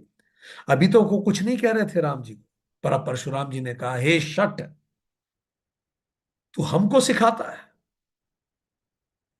फिर उन्होंने आगे कहा, बंधु कह ही कटु सम्मत तोरे, तू छल विनय करसी कर जोरे, करु परितोषी मोर संग्रामा, नाही त छाड़ कहा उबरामा। फिर परशुराम जी ने वो कहा जो इतिहास बन गया। उन्होंने कहा, ये जो भाई तेरे सामने बोल रहा है, इसका मतलब तेरी ही सम्मति से बोल रहा है। तू सहमत है, नहीं तो तेरा भाई इतना नहीं बोल सकता था। अब तू छल, और तू मेरे सामने छल से हाथ जोड़ रहा है। एक टेक्निक होती है, गुड कॉप बैड कॉप, एक अच्छा व्यवहार करे एक बुरा व्यवहार करे। तू हाथ जोड़ रहा है और वो कटु शब्द बोल रहा है। अब या तो युद्ध कर तू मुझसे, अब पता पड़ गया है तूने ही धनुष तोड़ा है, नहीं तो राम कहलाना छोड़ दे। परशुराम जी ने कहा, छलु तज करहि समरु शिव द्रोही, बंधु सहित न त मारहु तोहि, भृगुपति कबहि कुठार उठाए, मन मुस्काही राम सुरनाए। हे शिवद्रोही, छल त्याग और युद्ध कर। छलिया क्यों बोला, छल कर रहा है? वो लक्ष्मण जी ऐसे शब्द बोल रहे थे। वो और क्रोध में आ गए और उन्होंने कहा, शिवद्रोही कहा राम जी को, छल करने वाला, युद्ध कर, नहीं तो भाई समेत तुझे मार डालूंगा। इस प्रकार कुठार उठाकर जब उन्होंने बोलना शुरू किया, पर श्री राम जी ने अभी भी सर झुका के रखा और मुस्कुरा के, शिवराज राम जी बिल्कुल शांत हैं, और मुस्कुरा के उन्होंने कहा, गुनह लखन कर हमस पर रोषु,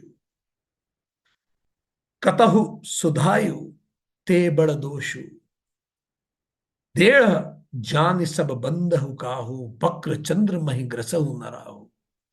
दोष तो लक्ष्मण का है, वो लक्ष्मण गलत शायद बोल रहे हैं, और आप क्रोध मुझ पे कर रहे हैं। श्री राम जी ने कहा, कहीं कहीं सीधे पद में भी बड़ा दोष हो जाता है। राम जी ने कहा, टेढ़ा जानकर सब लोग किसी की भी वंदना करते हैं,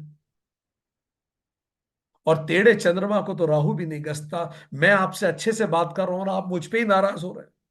राम जी ने कहा, राम कहेऊ रिस तजई मुनीसा, कर कुठारु आगे यह सीसा, जे ही रिस जाई करई सोई स्वामी, मोहि जाय जानी आपन अनुगामी। राम जी ने कहा, हे मुनीश्वर, क्रोध छोड़िए, मैं क्या लड़ूंगा आपसे? आपके हाथ में कुठार है और ये मेरा सिर है। आपके क्रोध को जो उचित लगता है स्वामी वही कीजिए, और मुझे अपना दास मानिए, मैं नहीं लड़ूंगा आपसे। राम जी ने तुरंत सरेंडर किया। हम फिर रिपीट कर रहे हैं, अहंकार की लड़ाई लंबी तब चलती है जब दोनों पक्षों से आए। अगर एक पक्ष अहंकार से परे चला जाता है, तो दूसरा उससे युद्ध नहीं कर सकता। अगर आप आध्यात्मिक उन्नति पे हैं, तो आप एश्योर कीजिए आप अहंकार के परे जाएं। दो लोग जो अहंकार से भरे होते हैं, वो कहीं नहीं पहुंच पाते। श्री राम ने कहा, मैं नहीं लड़ूंगा, ये मेरा शीश है, वो आपका कुठार है। लक्ष्मण कह रहे थे लड़े, राम जी ने कहा, नहीं मैं नहीं लड़ूंगा। प्रभु सेवक ही समस समरू कस तजहु विप्र बर रोसु, बेशु बिलो के कही कछु बाल कहु नहीं दोसु।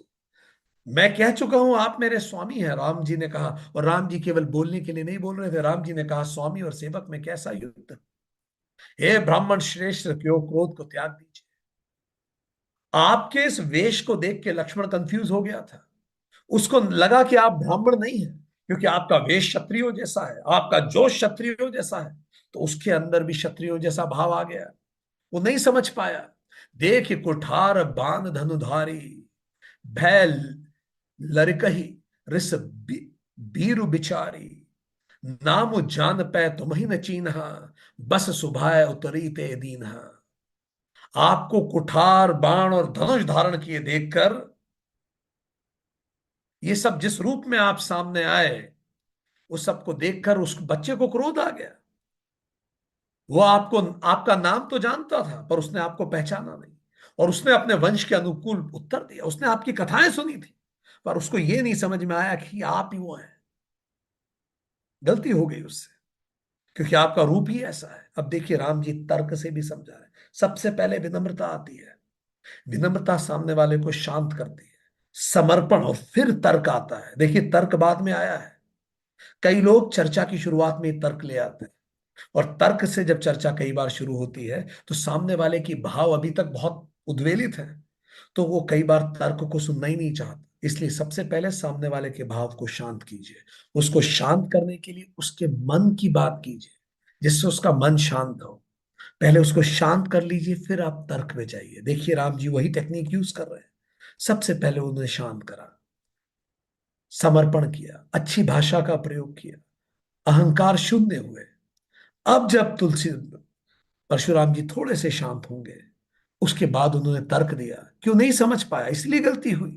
जो तुम हूं आतो ही मुनि नाई, मुनि की नाई, पद रज सिर सिसु धरत गोसाई, क्षमहु चुक अनजानत केरी, चाहिए विप्र और कृपा घनेरी। अगर आप मुनि की तरह आते, राम जी ने कहा, तो हे स्वामी, बालक आपके पैरों की धूल को अपने सर पे रखता लक्ष्मण। अनजाने में भूल हो गई, आप क्षत्रिय वेश में आ गए। अगर आप मुनि की तरह आते हैं, हमारे यहां तो ऋषियों का बड़ा सम्मान है रघुवंश में। आप हृदय में दया दिखाइए, माफ कीजिए। बिल्कुल अब तर्क से सही बात उन्होंने कही, कि आपके वेश से कंफ्यूजन हो गया। हम ही तुम ही सरी बरी कसी ना था, कहु न कहा चरण कहा माथा, राम मात्र लघु नाम हमारा, परसु सहित बड़ नाम तुम्हारा। कितनी सुंदर चौपाई है। हे नाथ, हमारी और आपकी क्या बराबरी। इतनी विनम्रता सृष्टि के स्वामी में है, और हम लोग जिनमें कुछ नहीं है, अहंकार से भरे पड़े हैं। उन्होंने कहा, कहिए ना, कहा चरण और कहा मस्तक। मैं चरण हूं, आप मस्तक हैं प्रभु। मेरा तो नाम छोटा सा है राम, आप तो परशुराम हैं। राम जी कह रहे हैं, मैं क्या लगता हूं आपके आगे। देव एक गुण धनुष हमारे, नव गुण परम पुनीत तुम्हारे, सब प्रकार हम तुम्ह संहारे, क्षम ही विप्र अपराध तुम्हारे। हे देव, हमारे तो एक ही गुण है कि हम धनुष चला लेते हैं। आप तो परम पवित्र हैं। आप में शम दम तप शौच क्षमा सरलता ज्ञान विज्ञान आस्तिकता सारे 9 गुण हैं। हम तो हर प्रकार से आपसे हारे हुए हैं। हमारे अपराधों को क्षमा करें प्रभु, क्षमा कर दें प्रभु। बार बार मुनि विप्रबर कहा, राम सन राम भोले भृगुपते, सरसो हसी तहु बंधु समबाण। रामचंद्र जी ने जब बार बार मुनि कहा, विप्र विप्र कहा मतलब अत्यंत ज्ञानी, विप्रवर कहा, तो भृगुपति ने गुस्से में कहा, तू भी अपने भाई के समान ही टेढ़ा है। उनको लगा कि उन्होंने उन्होंने ऐसा कहा कि राम जी भी अब शायद दिखावा कर रहे हैं केवल। इसीलिए उन्होंने कहा, तू भाई के समान तेवा है, तू दिखावा कर रहा है। निपट ही द्विज कर जान ही मोहरी मोही, मैं जस विप्र सुनावहु तो ही, चाप स्त्रुवा सर आहुत जानू, कोप मोर अति घोर क्रसानो। तू मुझे निरा ब्राह्मण समझता है।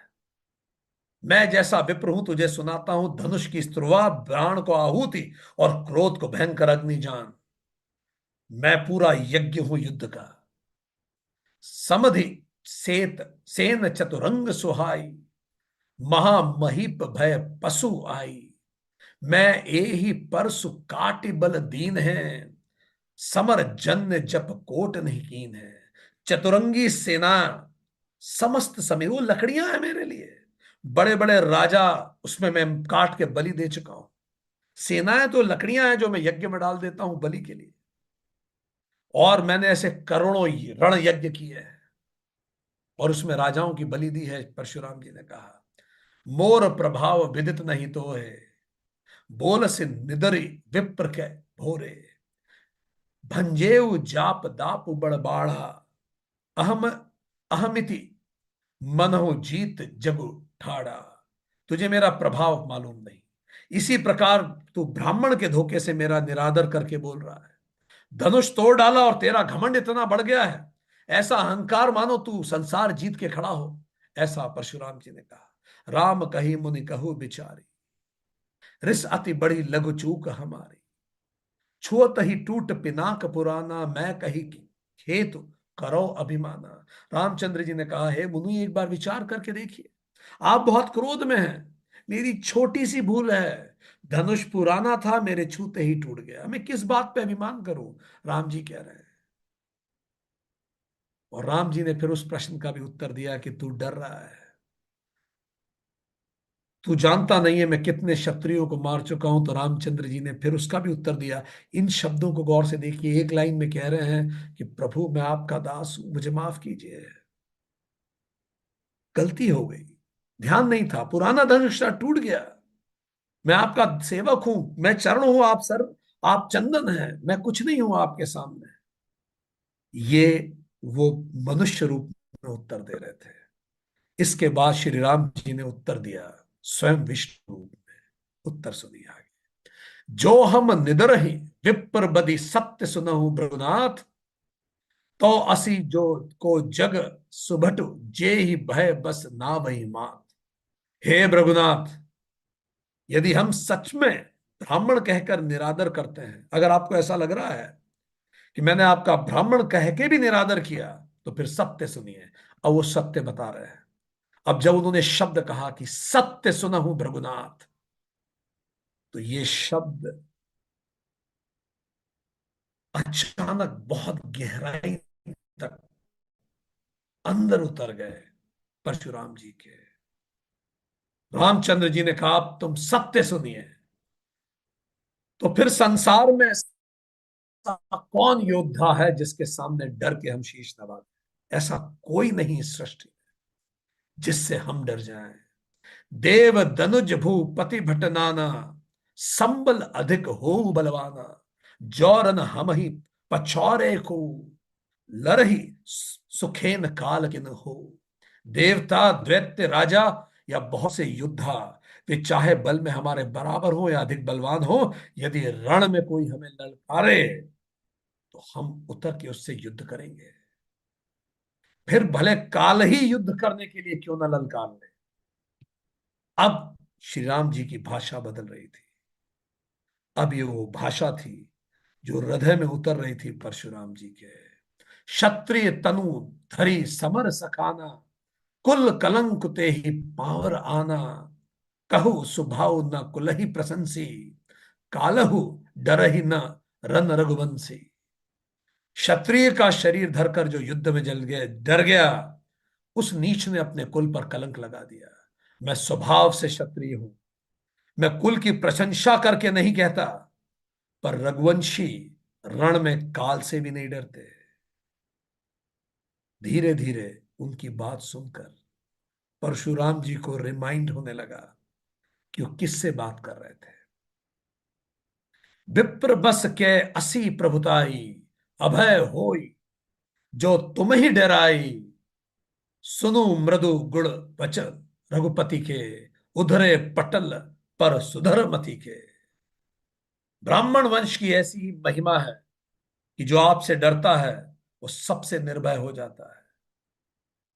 वो कह रहे हैं कि आप इस प्रकार के हैं कि जो निर्भय भी हो वो भी प्रेमवश आपसे डरता है। क्योंकि आप ब्राह्मण हैं। अब देखिए फिर से प्रेम की बात। पिछले दो दोहे में कह रहे हैं कि सृष्टि में ऐसा कोई नहीं जो युद्ध के लिए पुकारे और हम न जाएं। हम काल को भी जीत सकते हैं, पर आप ब्राह्मण हैं। प्रणाम करते हैं आप, हमें क्षमा कीजिए। ये जो मिक्स था पूरी बातचीत का, ये जो सत्य उन्होंने सुना, उनको अचानक कई जन्मों की यादें ताजा हो गई। उनको याद आया कि वो ध्यान में इतने समय रहे कि उनको पता ही नहीं पड़ा कब युग बीत गया। उनको ये तो पता था त्रेता में प्रभु आएंगे, पर उन्हें यह नहीं पता था कि प्रभु आ गए हैं। उनको यह तो पता था कि त्रेता में मानवता के कल्याण के लिए स्वयं क्षत्रिय बन के प्रभु आएंगे। ये सब पता था, पर इस पल उन्हें ध्यान आया, ये जो समक्ष खड़े हैं यही तो नारायण है। रघुनाथ जी के कोमल और रहस्यपूर्ण वचन सुन उन्होंने कहा, काल से भी हम नहीं डरते, हो समझ गए वो स्वयं नारायण है। परशुराम जी के बुद्धि के पल पर्दे सारे खुल गए। राम रमापति कर धनु लेहु, खेचई मिटे मोर संदेह। देत चाप आपहु चलि देऊ, परशुराम मन विस्मय भयो। परशुराम जी ने कहा, हे लक्ष्मीपति। तुरंत उन्होंने पहचान लिया और अपना धनुष भी उनके हाथ में दिया राम जी के। और उन्होंने कहा कि धनुष मैं एक युग से लेके बैठा था, ये धनुष केवल आप उठा सकते हैं।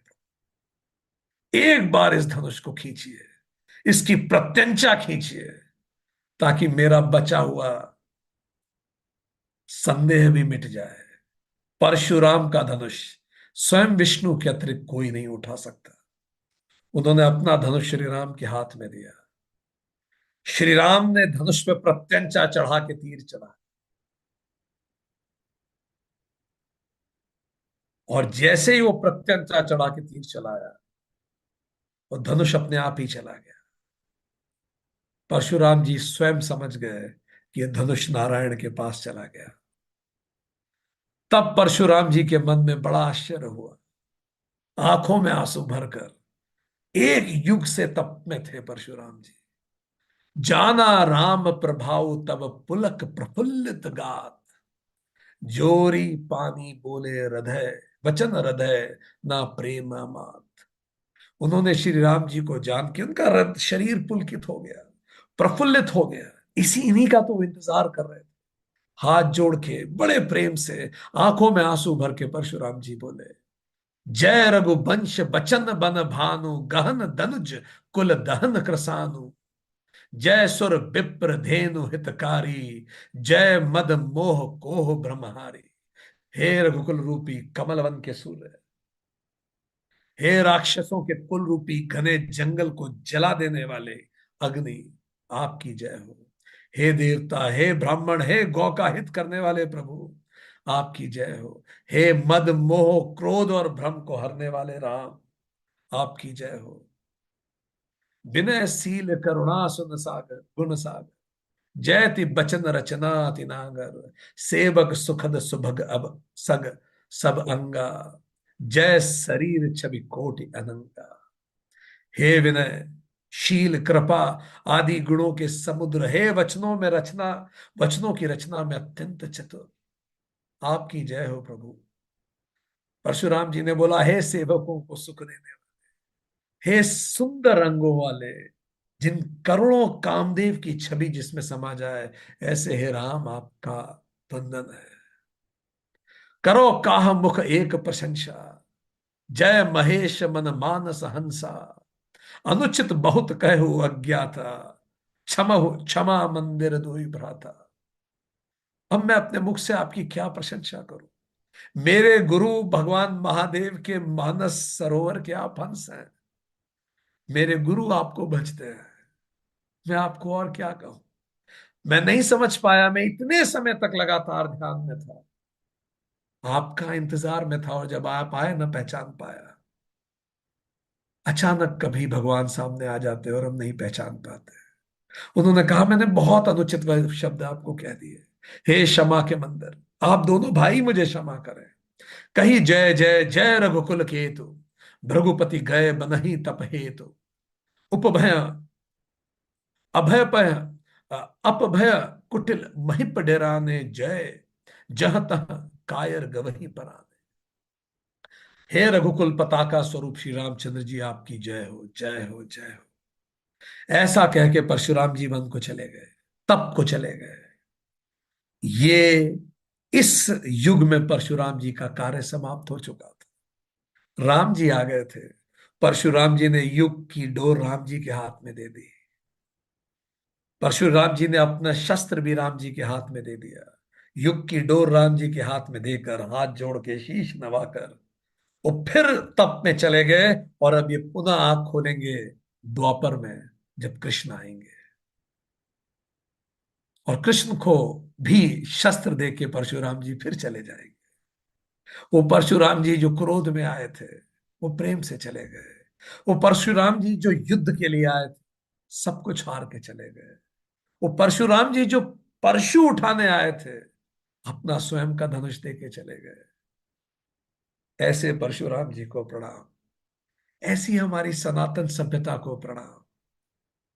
ऐसे परशुराम जी आज भी इस कथा को सुनते होंगे। हनुमान जी इस कथा को सुनते होंगे। देवन दीन दुदुम्बि प्रभु, पर बरस ही फूल, हर्षे पुर नर नारी सब मिटी, मोह मोह मैसूल। देवताओं ने नगाड़े बजाए, दो अवतार एक दूसरे को जिम्मेदारियां सौंप के लौट गए। प्रभु के ऊपर फूल बरसने लगे, जनकपुर के स्त्री पुरुष सब हर्षित हो गए, और सबका मोह समाप्त हो गया। और भगवान अवतरित हुए। श्री राम जी विष्णु स्वरूप हैं। परशुराम जी उनको जानकर वन को चले गए। आज के लिए इतना ही। एक क्विक रिकैप करेंगे। आज हमने क्या सीखा? आ, आज के सेशन में हमने क्या क्या सीखा? चैट बॉक्स में आप लोग भी तुरंत लिखिए, what have you learn today? आज आप क्या सीखे? जल्दी से चैट बॉक्स में लिखना शुरू कीजिए। हम भी, I also share what did we learn today.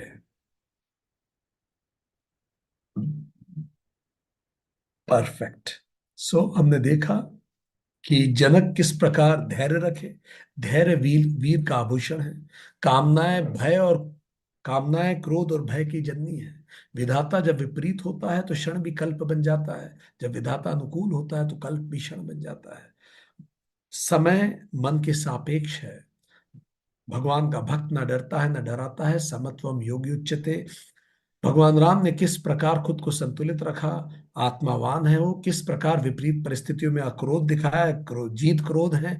किस प्रकार क्वेश्चन जनक से पूछा गया पर उन्होंने उत्तर दिया। वीरवान है, करेजियस है, सामर्थ्यवान है, कैपेबल है। उनमें वो सारी शक्तियां हैं। यदि, जैसे हमने आपको कहा पहले भी, यदि कोई व्यक्ति, if you don't like me, I also don't like me, it is I also don't like you, it is called मानसिक पराधीनता। If they don't like me but they like me and I also like them, it is called मानसिक परावर्तन, reflection only। They don't like me but still I like them, it is मानसिक स्वाधीनता। They like me and still I don't like them if they are on अधर्मा, ये भी मानसिक स्वाधीनता है। Reflection नहीं, स्वाधीनता है। पांच सा देख के बोले, शब्द समय स्थान सानिध्य और सामर्थ्य, क्रोधी की जुबान उसके पतन का कारण बनती है। Two people in gamma state of mind creates हंगामा। लक्ष्मण जी धनुष को साधारण लकड़ी और परशुराम जी राम को मनुष्य समझ रहे हैं। यही तो व्यवहारिक सत्य है जो कंफ्यूजन क्रिएट करता है। राम जी की बातें humility, pleasantness, strength and factually correctness का परफेक्ट मिश्रण है। शब्द शरीर है, उसके पीछे के भाव आत्मा है। पूरे मन से जब हम बात बोलते हैं, सामने वाले के हृदय को छूता है। आज के लिए इतना ही।